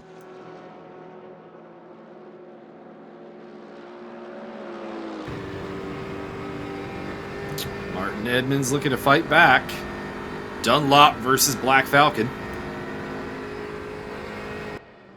And it is going to be the factory BMW, Martin Edmonds, retaking 5th place. Just seems to be so much stronger on a lot of these oval sections than the Mercedes is. And that is paying huge dividends, which makes sense. It's got a massive engine. BMW M6, of course, in real life, just not very good. But Race Room has a pretty decent BOP actually between the GT3s. The GT4s that is where it's kind of a little lackluster. Unless you get into like the older ones like the Nissan and the P45 Competizione and the Ford. For some reason, the McLaren 650S is pretty weak, which doesn't really make any sense. It's pretty much part of the same time period as the Mercedes AMG, the BMW M6, and so on. The 2nd gen Audi that we have here. John Spriggs looking to make the move. We're coming up to the area that he feels comfortable, it seems. Which is this section here, as Scott Nick takes evasive action onto the grass to not be involved in this fight. Tip of the hat. Gentlemanly move by Scott. Javier Perez Torres is about 2 seconds behind Sergio Mengual, so hopefully we see that at some point unfold into a battle for 2nd place in the GT4 category. 36 minutes to go, plenty of time. Nothing is set in stone. Something, put him in Mengual. Well, you've returned from your pit stop, and Scott Nick still has not been to the pits. Wow! Scott, you are the Iron Man. Running out of time. I think he's only got like 5 minutes and change before the pit window closes, and he's going to be facing a penalty. I was not aware that there was a pit window. Either that or I totally ignored the time that you said that. I don't think I really discussed it all that much, but when the circles came up beside people's names, it was an hour and 20 minutes to go. That would suggest that the pit window will probably close with 30 minutes to go. Or it would have been 40 minutes to go, so maybe it was a minute 30. Either way, I think it's closing gas fairly and soon. tires. I think he's out of tires already. He's dropping like a stone. You can do it, Scott. We believe in you. Don't tell him I don't really believe in him, though, at this point. I mean, it's not great. Javier's... Let's just keep it between you and me. Well, we've hit the minute mark, sir. Josiah Jerome, 1 minute, 1 second ahead of 2nd place, Fumihiro Kobayashi. The Centennial Man. The 2nd man ever to hit the Centennial mark. Mm-hmm. Well performed. I want to say it might be the 3rd. Maybe Caleb Gonzalez at some point got a lead. Or Christoph Verstappen. I don't think Verstappen's ever been that far ahead, to be honest. Possibly. I just thought I'd throw his name in the hat. You never know. Could be. Maybe Jason Mons. He's a little bit before your time. Possibly before my time, but also not commentated on by me, therefore inferior. Therefore didn't happen. No racing happened before I started commentary. Chris Johnston on the tail of Martin Edmonds. Battle for 5th place still going on. Battle for 3rd still going on between Fran Machuca and John Spriggs. Kobayashi is fairly comfortable there. He's got about a 2.5 second lead now, so he's in good shape. Not really anything going on with Andrew D or Sean Zulu. Hopefully we'll get a look at the Javier versus Sergio fight for 2nd place in GT4. Haven't seen it on screen, but it's been about 2 seconds per while. Javier. Team JPT. JPT to the front. Chris Johnston looking. Whoa! Martin gets squealing. Oh! And that's 5th place back to the Mercedes Black Falcon. Martino, what up? Well, Martin's been going for about 28 minutes on those tires, and probably they're turning into poutine. You're not wrong. I did post up a GIF of somebody who'd made a monstrosity out of like a series of engines and I don't know, like 5 dozen tires. And it's like, even Martin couldn't burn this one up. And Martin was like, yeah, I could. Martin can burn anything up. He's gotten back ahead of Johnston again. He's very strong on the oval section, which is very key. Correct. Every time Johnston's been able to really make him sweat, it's been in the infield section. Well, as they're coming up to Javier Perez Torres.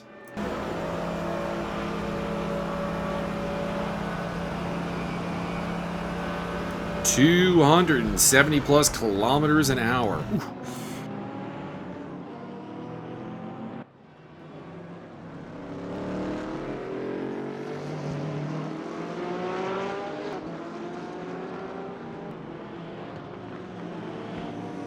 Paging Scott Nick, you have less than 2 minutes to get your ass to the pit lane.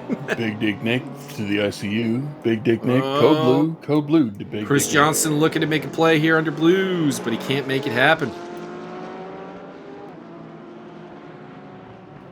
Speaking of the OG Big Dick Nick, how about them Bears? What the fuck? Mm-hmm. Jesus Christ, that was hilarious. Mitchell Trubisky will be starting. What? Are you kidding? I mean, Nick Foles is the Fumihiro Kobayashi of the NFL. Like, you know, capable of great things and really bad games. Super Bowl MVP, Big Dick Nick Foles. Or you could, you know, start Fubeliski. Mitchell Trubisky. Captain Intercepinski. Mm-hmm. Bruh.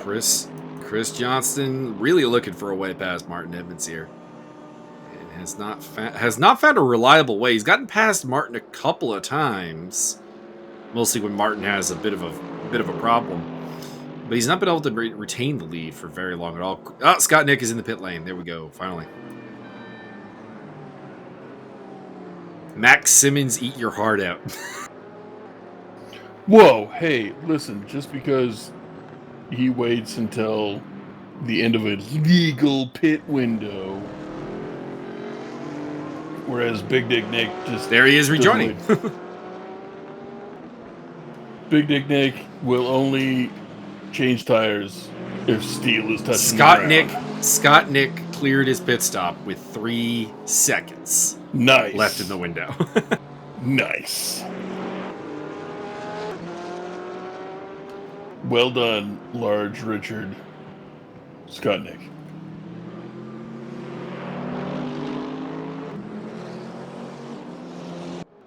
Oh, hey, if you looked very carefully, you just saw Josiah Jerome racing around there for a second. A rare sighting of the race leader. He's gone plaid. There is actually a plaid Porsche. That would be funny if we could get Mike Stoffmell to drive the plaid Porsche. Fucking didn't Max Simmons race that one? Made me hungry. Yeah, but Max was never in the lead with it. That's the thing. You gotta have like Mike Stoffmell do it. Get like a minute and a half ahead and be like, he's gone flat. Correct. And if you haven't seen that, I've got another movie for you to watch.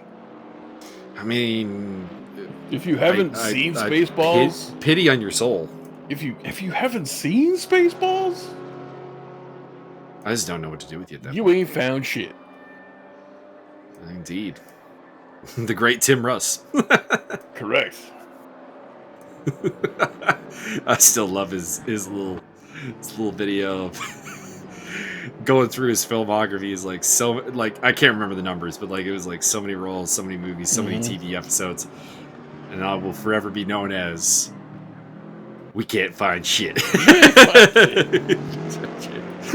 can't remember. He had like a big role though in something. I can't remember what it was. Well, he was in Star Trek Voyager. Oh, there he was. Probably his Tuvok, biggest right? role. Yeah, he was Tuvok. Yeah. There you go. Tuvok from Star Trek Voyager was. We ain't found shit. Fantastic. He has it's a video on Facebook. He's picking at a plant with the Afro pick. I like it.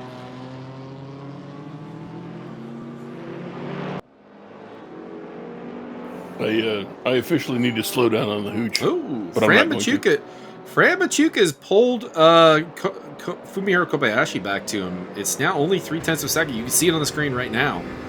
They pulled away. They've left John Spriggs for dead. So my Spriggs podium prediction is not looking very good right now. Nope. No, not yet. I didn't think he was close enough, but I think he will be next time. I really like the high engine and the whining and the whole car going. Mm-hmm. It makes me tingle in parts that are not monetizable unless you're on a different website. You have to be on a different website for that one. As they come up to Mauricio Delgado. Into turn one. Turn one feels like a good opportunity to overtake, but it also is a terrible, terrible one. Speaking of which, Chris Johnson may be going for it, but he gets completely driven onto the grass by Martin Edmonds. With the nice livery. Mm-hmm. Edmonds hangs on to 5th place once again. Keep the pressure on, Chris. Those tires are not good. Look at that back end slide. I like when the back end slides all the way across the board. Oh, yeah. Do it again. Yeah. Oh, yeah. Back to Fran Machuca versus Kobayashi. Fran's tires are the oldest of the top runners. That may be a problem. I mean, it's not a problem if he ends up fighting Martin Edmonds, because we know Martin Edmonds' tires will be poutine before the end of the time. Wav. Let's see if he can do it here. Looking forward again into the chicane. Just can't get it done. Good defensive line there by Kobayashi. That is some tight ass cornering. Mm-hmm. That chicane is really challenging. You want to carry as much speed through as you can. And he did. Which sounds really, really silly, except that it's very, very easy to completely slide the car and lose all that speed. So you got to find the exact perfect point of like maximum speed with no slide through there. And it is very hard. I have a feeling that if I got in any way, shape, or form kind of serious about this kind of racing with a rig, I would be needing to win that lottery because I'd be replacing parts bi-weekly. I've actually yet to replace anything on my rigs. That's nice. Yeah, but I'm a little bit larger and a little bit more enthusiastic. Oh, we just gotta get my cousin to get you a properly supported rig, my friend. That's all. I'm needed made out of titanium and cinder blocks. I need that thing supported, not as fuck cinder blocks. I need the ones that they use to block off parts of parking lots. Give me one of those. And an impact wrench. Sure, actually, that reminds me. They just set up a wall of those at the F1 race yesterday in Bahrain. After Romain Grosjean, in epic fashion, destroyed his car. Oh, we lost somebody. Hang on, let me figure out who that is. It is Sean Zulu we've lost. No! We've lost the Zulu war. That's racism. So, hang on.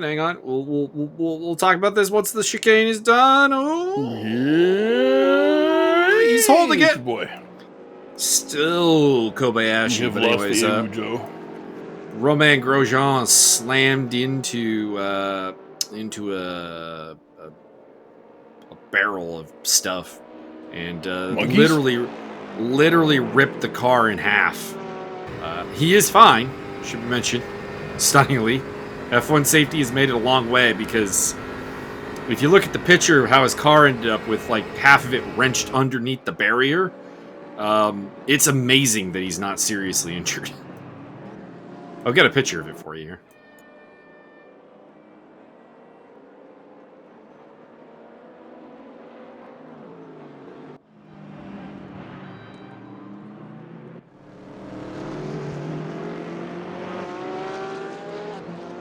So you can get a... Yeah, okay, so here's the front end of the car for your inspection, Byron.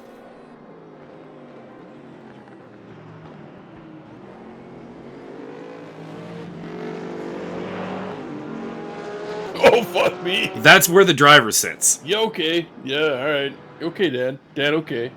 Okay, Dad. Dad, okay.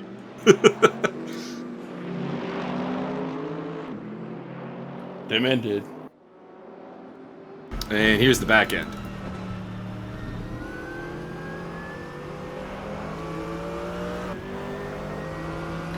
Nice. It was one of the scarier crashes I have seen in a while. We'll put it that way. Was he ejected in a rocket pod James Bond style? No, he climbed out on his own.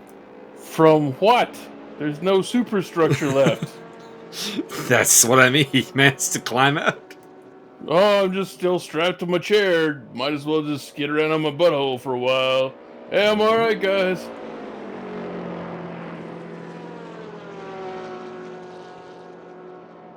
That man is out of control. Big explosion, too, so it was fucking scary. Anyways, Fran Machuca still hunting down second place. Fumihiro Kobayashi. I always forget his first name. That's why you'll hear me pause. The fulminator. I want to get it right, but I always forget it.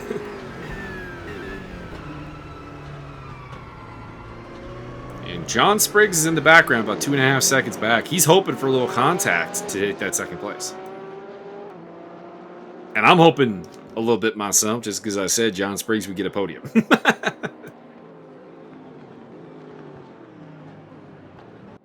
Edmonds and Johnston side by side, bashing doors again. Martin is... Oh my God. Martin's back end is all kinds of loose right now.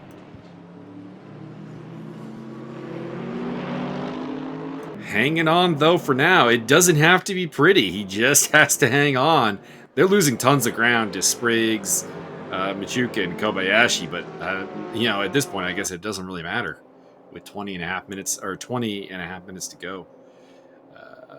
The gap has not grown all that much, actually, lately. It's up to minute 9, but I was expecting kind of a little bit more. Well, that could happen. I'm going to go with over under a minute 14. Chris Johnston again, following Edmonds through the chicane. Francisco Machukenstein, spin me right round, baby right round. He's within 1/10 of a second. Oh my Lord! Here we go into turn 1. Inside line for the Corvette. That has been the better place to be. No, camera guy, no. Get back with this there. Get back with the fight for second. No offense, gentlemen, but we don't want to see this right now. I mean, I kind of do. As long as there's some destruction. Looks like Kobayashi has hung on, though. There we are. Back with that fight. Oh, no! The franchise! And John Spriggs is back up onto the podium. I think somehow we got separated in time. What timestamp are you at? 19 minutes and 14 seconds. Yeah, I'm almost a minute ahead of you for some reason. Oh, what? You must have skipped ahead. I don't remember doing that. Or I paused somehow. For a minute? For a minute seems unlikely. I mean, you are on the heroin all the time. So pause yourself and tell me where you are. I really don't want to do that. I think it's going to be a mystery. I'm at 18 minutes and 5 seconds. Okay, I will give you a count in when I get there. Hold on.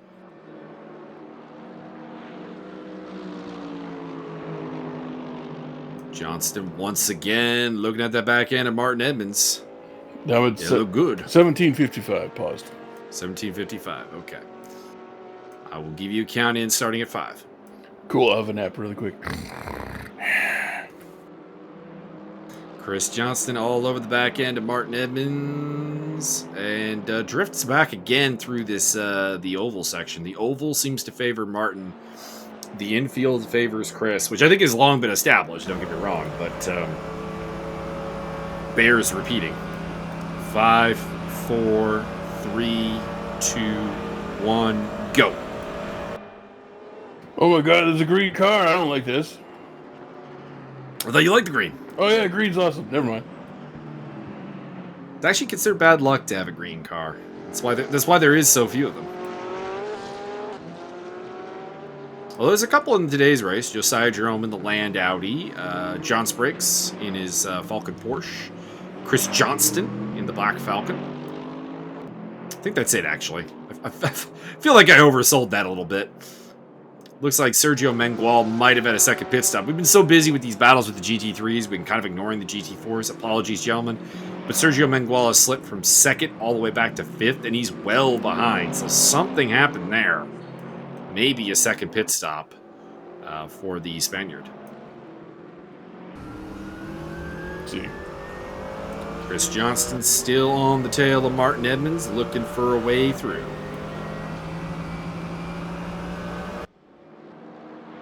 This is probably the fight we're going to be sticking on the longest, because Fran Machuca's spin has kind of terminated the Machuca-Kobayashi fight for 2nd place, and now they have John Spriggs between them. Everyone else is pretty spread out. But this fight's been pretty good. Johnston's gotten past a couple of times, so you feel like he definitely can do it. But he has not been able to hold off Edmonds when the roles have been reversed.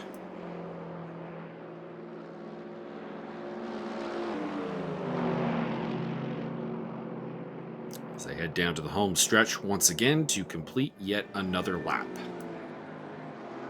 About 16 minutes to go here at Daytona in the ESR 2020 Enduro Series. This is the finale. After this, no one shall have to enduro this. It's not untrue. And inside line should allow Edmonds to successfully defend here. And they'll head down to the next corner where it will turn into the inside line for the Mercedes. We'll see if he can make it. Oh, Josiah Jerome says hi. Oh, hey. Well, hi, guys. I'm just way ahead. Actually coming up to lap the battle we're looking at. It's really not that far back.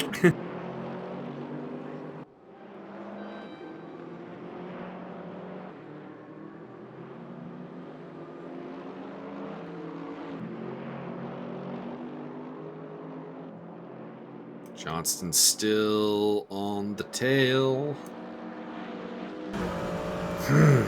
Can Martin hang on to his tires long enough to triumph in this battle? That is the question. Well, I mean, I'm sure they're just welded in place at this point. I mean, all metal tires are probably something he needs to invest in. Like the Aliens APC at this point.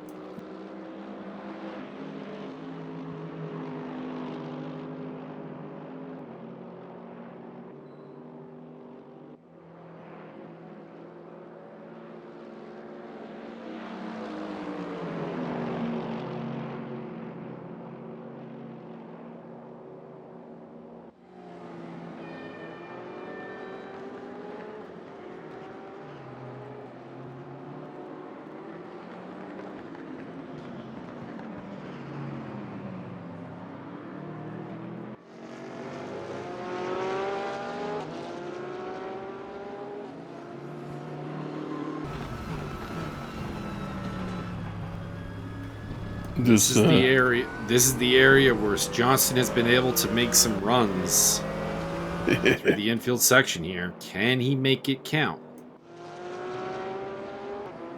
I think this could be quickly enlivened with the advent of several untimed yet hilarious explosions. I mean, probably.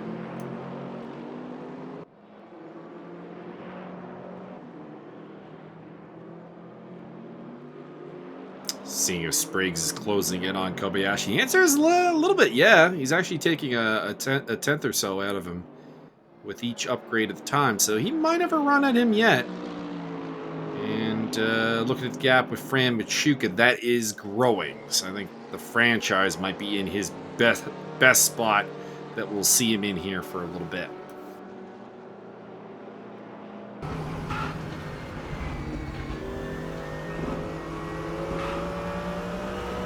Back on board with the Mercedes-Benz of Chris Johnston, the AMG GT3 car by Black Falcon. Let's see.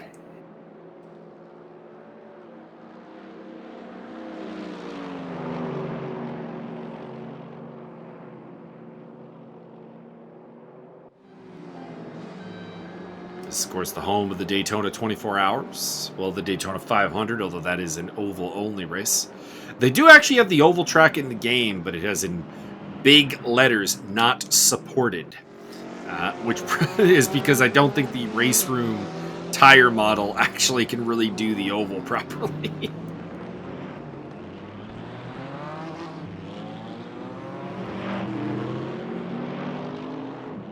As they come up behind Javier Perez Torres in second place in the GT4 category. Go Javi. Go Javi. Go Javi. It's birthday. This is not, but we do actually have to do something for Javi on his birthday, I think. We will get him a mariachi band to play Congratulations by Post Malone. That could be interesting. I was going to go with like 99 red balloons, but... 99 Luftballon. Something, something, living room.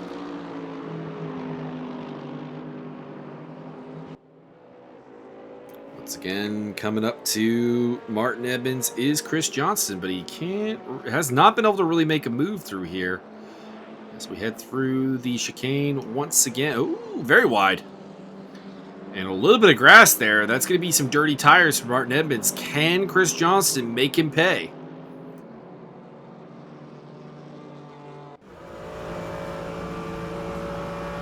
Nope. Doesn't look like it now.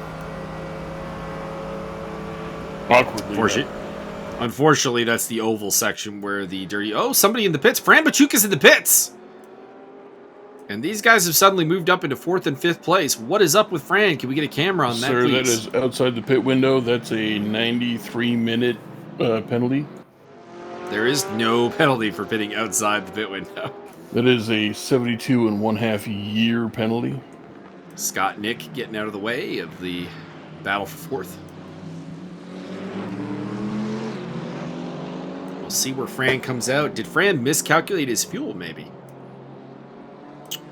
Because I can't think of any other reason he'd be pitting. Honestly can't. It's probably because he didn't quite like the particular angle of his spoiler. Real life family aggro, I guess, would be the other option. Also true. Get in the pits to, have the wife yell at you. Might I recommend completely avoiding that? That would be ideal. It's one of the many reasons I don't have a wife, although the predominant one is finding a woman who put up with me is next to impossible. And your constant gum chewing? I think that's the least of the problems, actually. But it is on the list. And also all of the war crimes you're wanted for. Hey, sir, that has not stopped other people of my ilk in the past. You just pay a lawyer, it's fine.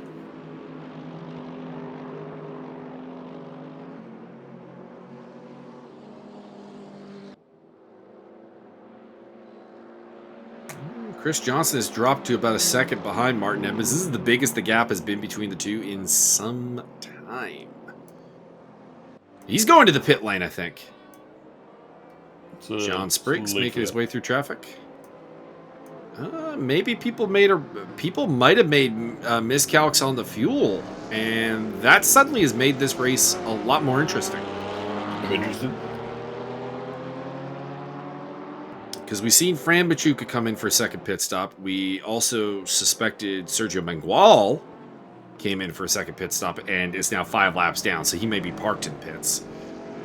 And Andrew D is kind of picking up a couple of the pieces here right now. He might get past Johnson, and he does, up in the top 5. Well done. Are you prepared for mixed martial arts trivia questions? Hit me. Who has the most wins in UFC history? Whew.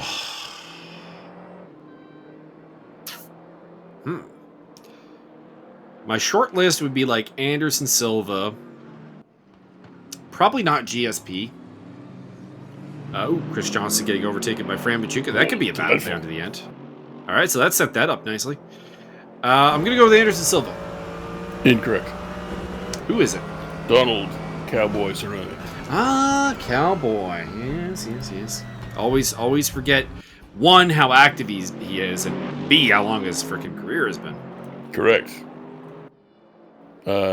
Which leads us into the next question. Most finishes in UFC history. Ooh, I saw this on the broadcast the other night. Ooh. How is your short-term memory? We're about to find out, because Are you in fact a goldfish? Not a goldfish. More like an iguana.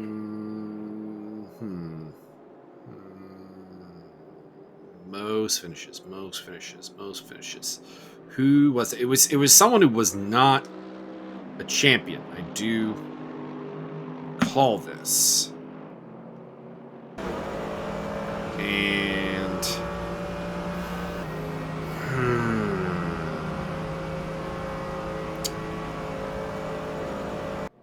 I want to say it was Charles Oliveira, actually. Not correct. Not correct. Do tell. Cowboy Donald Cerrone. Cowboy. You sure it's not maybe a tie or something? No. But if you want a tie, name both people who have had the most bouts in UFC history. Donald Cerrone's one of them. Maybe. And I believe they made a big deal when these two actually fought that it was 2 of the most active fighters in UFC history. I think it's Jim Miller. You are correct on both counts, sir. Yeah.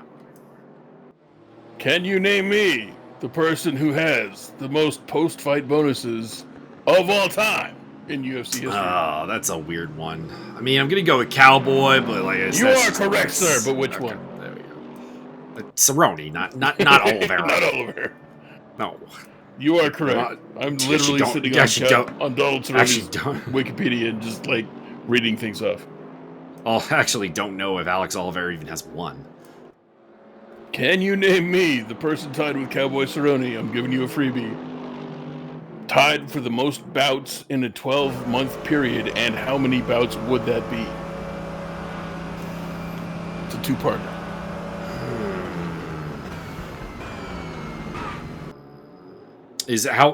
Do we know that this is fully up to date? Because I know that like some of this has been really fucked up with the COVID. Yeah, no, I get it, but I'm assuming that somebody's on point here. I'm gonna go with if you guess wrong, then maybe they're wrong. But I'm gonna go with what I can see here. It is Cowboy Cerrone tied with one other person, and how many fights in a 12-month period? 12-month period. We get it, you vape.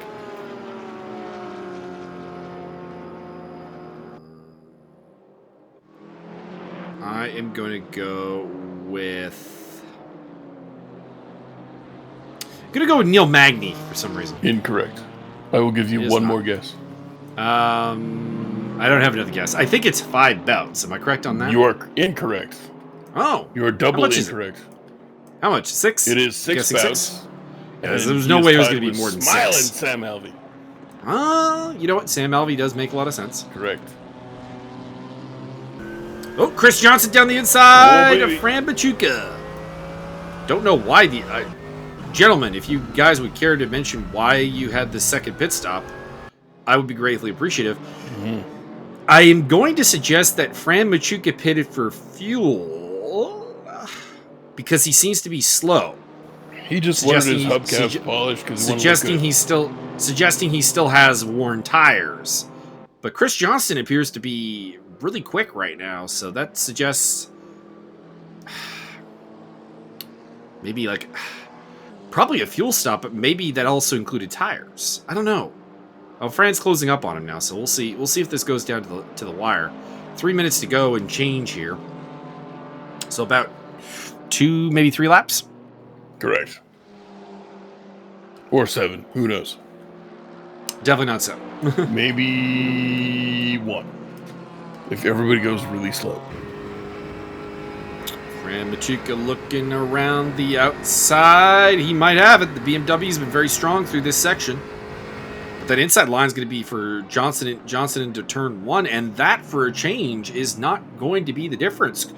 Fran Machuca back into 6th place. These two guys are fighting over who finishes last place in the race, and it's surprisingly important. I enjoy it. I dig it. Gotta give her. Donald Cerrone, most knockdowns in UFC history. How many? Over under 21.5. I'm going to say over. You are incorrect. He has exactly 20. Exactly. That's one stat that I'm never really going to get. It's totally random. I didn't even know it was a thing until I'm just reading them. Oh, I know that they use it sometimes on the hype videos. Oh yeah, like second most knockdowns in UFC They history. gotta find anything to hype a fucking fight. Yeah, I knew that they tracked it. What's going on there? What's going on where? Did you skip forward again? Not intentionally. What's your timestamp? 1:23. You stepped forward. You went forward again. We have something to look forward to here, guys. Oh, there we go. Contact. Lord have mercy. Chris Johnston has punted Fran Machuca. I say that not as a steward, but as a commentator. Well, I mean, they were only fighting each other, so there is that. By the way, Josiah Jerome has now lapped up to 4th place. As Johnston and Machuca are stuck in the tire barriers and are trying to extricate themselves from a messy spot on the track. There are a couple of weird stats on the Donald Cerrone Wikipedia. Hit me. They got second most wins in UFC lightweight history with 17. Second most finishes in UFC lightweight history with 10. But they don't link me up to anything that would prove that that's not right. Like, there's no link to a list where, like, oh, he's, like, right behind whoever it is, or he's third behind 1 and 2. There's nothing there. Those are, I think, bullshit stats, although they are linked to something in the bibliography in the bottom. Could be just out of date. Probably correct. Let's see. UFC, ESPN, something... like a post-fight, and disable my ad blocker. Eat shit, ESPN, you dumb fucks. Looks like Josiah Jerome coming around to take the win here. 5 seconds on the clock. I don't think he's going to cross the finish line before then, but we'll find out. And no, definitely not, because we're heading to another straightaway here. I was thinking that this might be the final. Oh, it is the final bit. Okay. But he's got the flashing headlights going, and he is your winner here at Daytona. 2nd place looks like it's going to be Mr. Kobayashi, who is now 11 seconds ahead of John Spriggs. We won't know that for the next 1 hour and 17 minutes. Josiah is so far ahead. Spriggs had some problems. I mean, he is very far ahead. He's most of a lap ahead. He got it up over a minute 20. I don't think he quite made it to 90 seconds, but he was over 80. 1 minute 13 seconds. Well, that's because it's closing because he's on a slow down lap. Yeah, I know. But anything over 1 minute 13 would be your best appraisal. Goddamn, my pronunciation is affected by the. Oh, here comes Kobayashi through the chicane as he heads towards the end here. So he's only got basically the big oval run to the finish line to go. So he'll be done soon. I think this might be his first podium in ESR competition. It might not be, though. He's had that kind of ESR career. Where it wouldn't surprise me if this is not his first podium, but it also could be. And coming to the line now. John Spriggs will be the... Yep, there we go. Little shake. John Spriggs coming to the line as well to round off the podium. So I was right. John Spriggs gets a podium. And I didn't look at spoilers for that, so go me. All right, your finishing order is Josiah Jerome wins the race from Fumihiro Kobayashi, John Spriggs, Martin Edmonds, Andrew D., Fran Machuca, and Chris Johnston.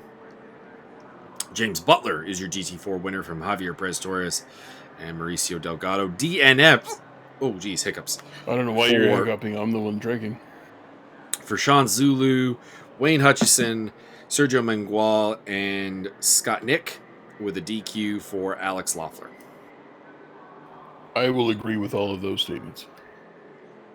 That's good because they're on the screen right now. Not on mine. I'll give the final stat rundown for the series, and then we're done for the day. Looking up the final standings. Oh, Race App has changed their shit. That's interesting. Gonna have to get my head around all this stuff again. ESR, please. Interesting. Our events. Enduro. There we go. Should have had this up already. My apologies.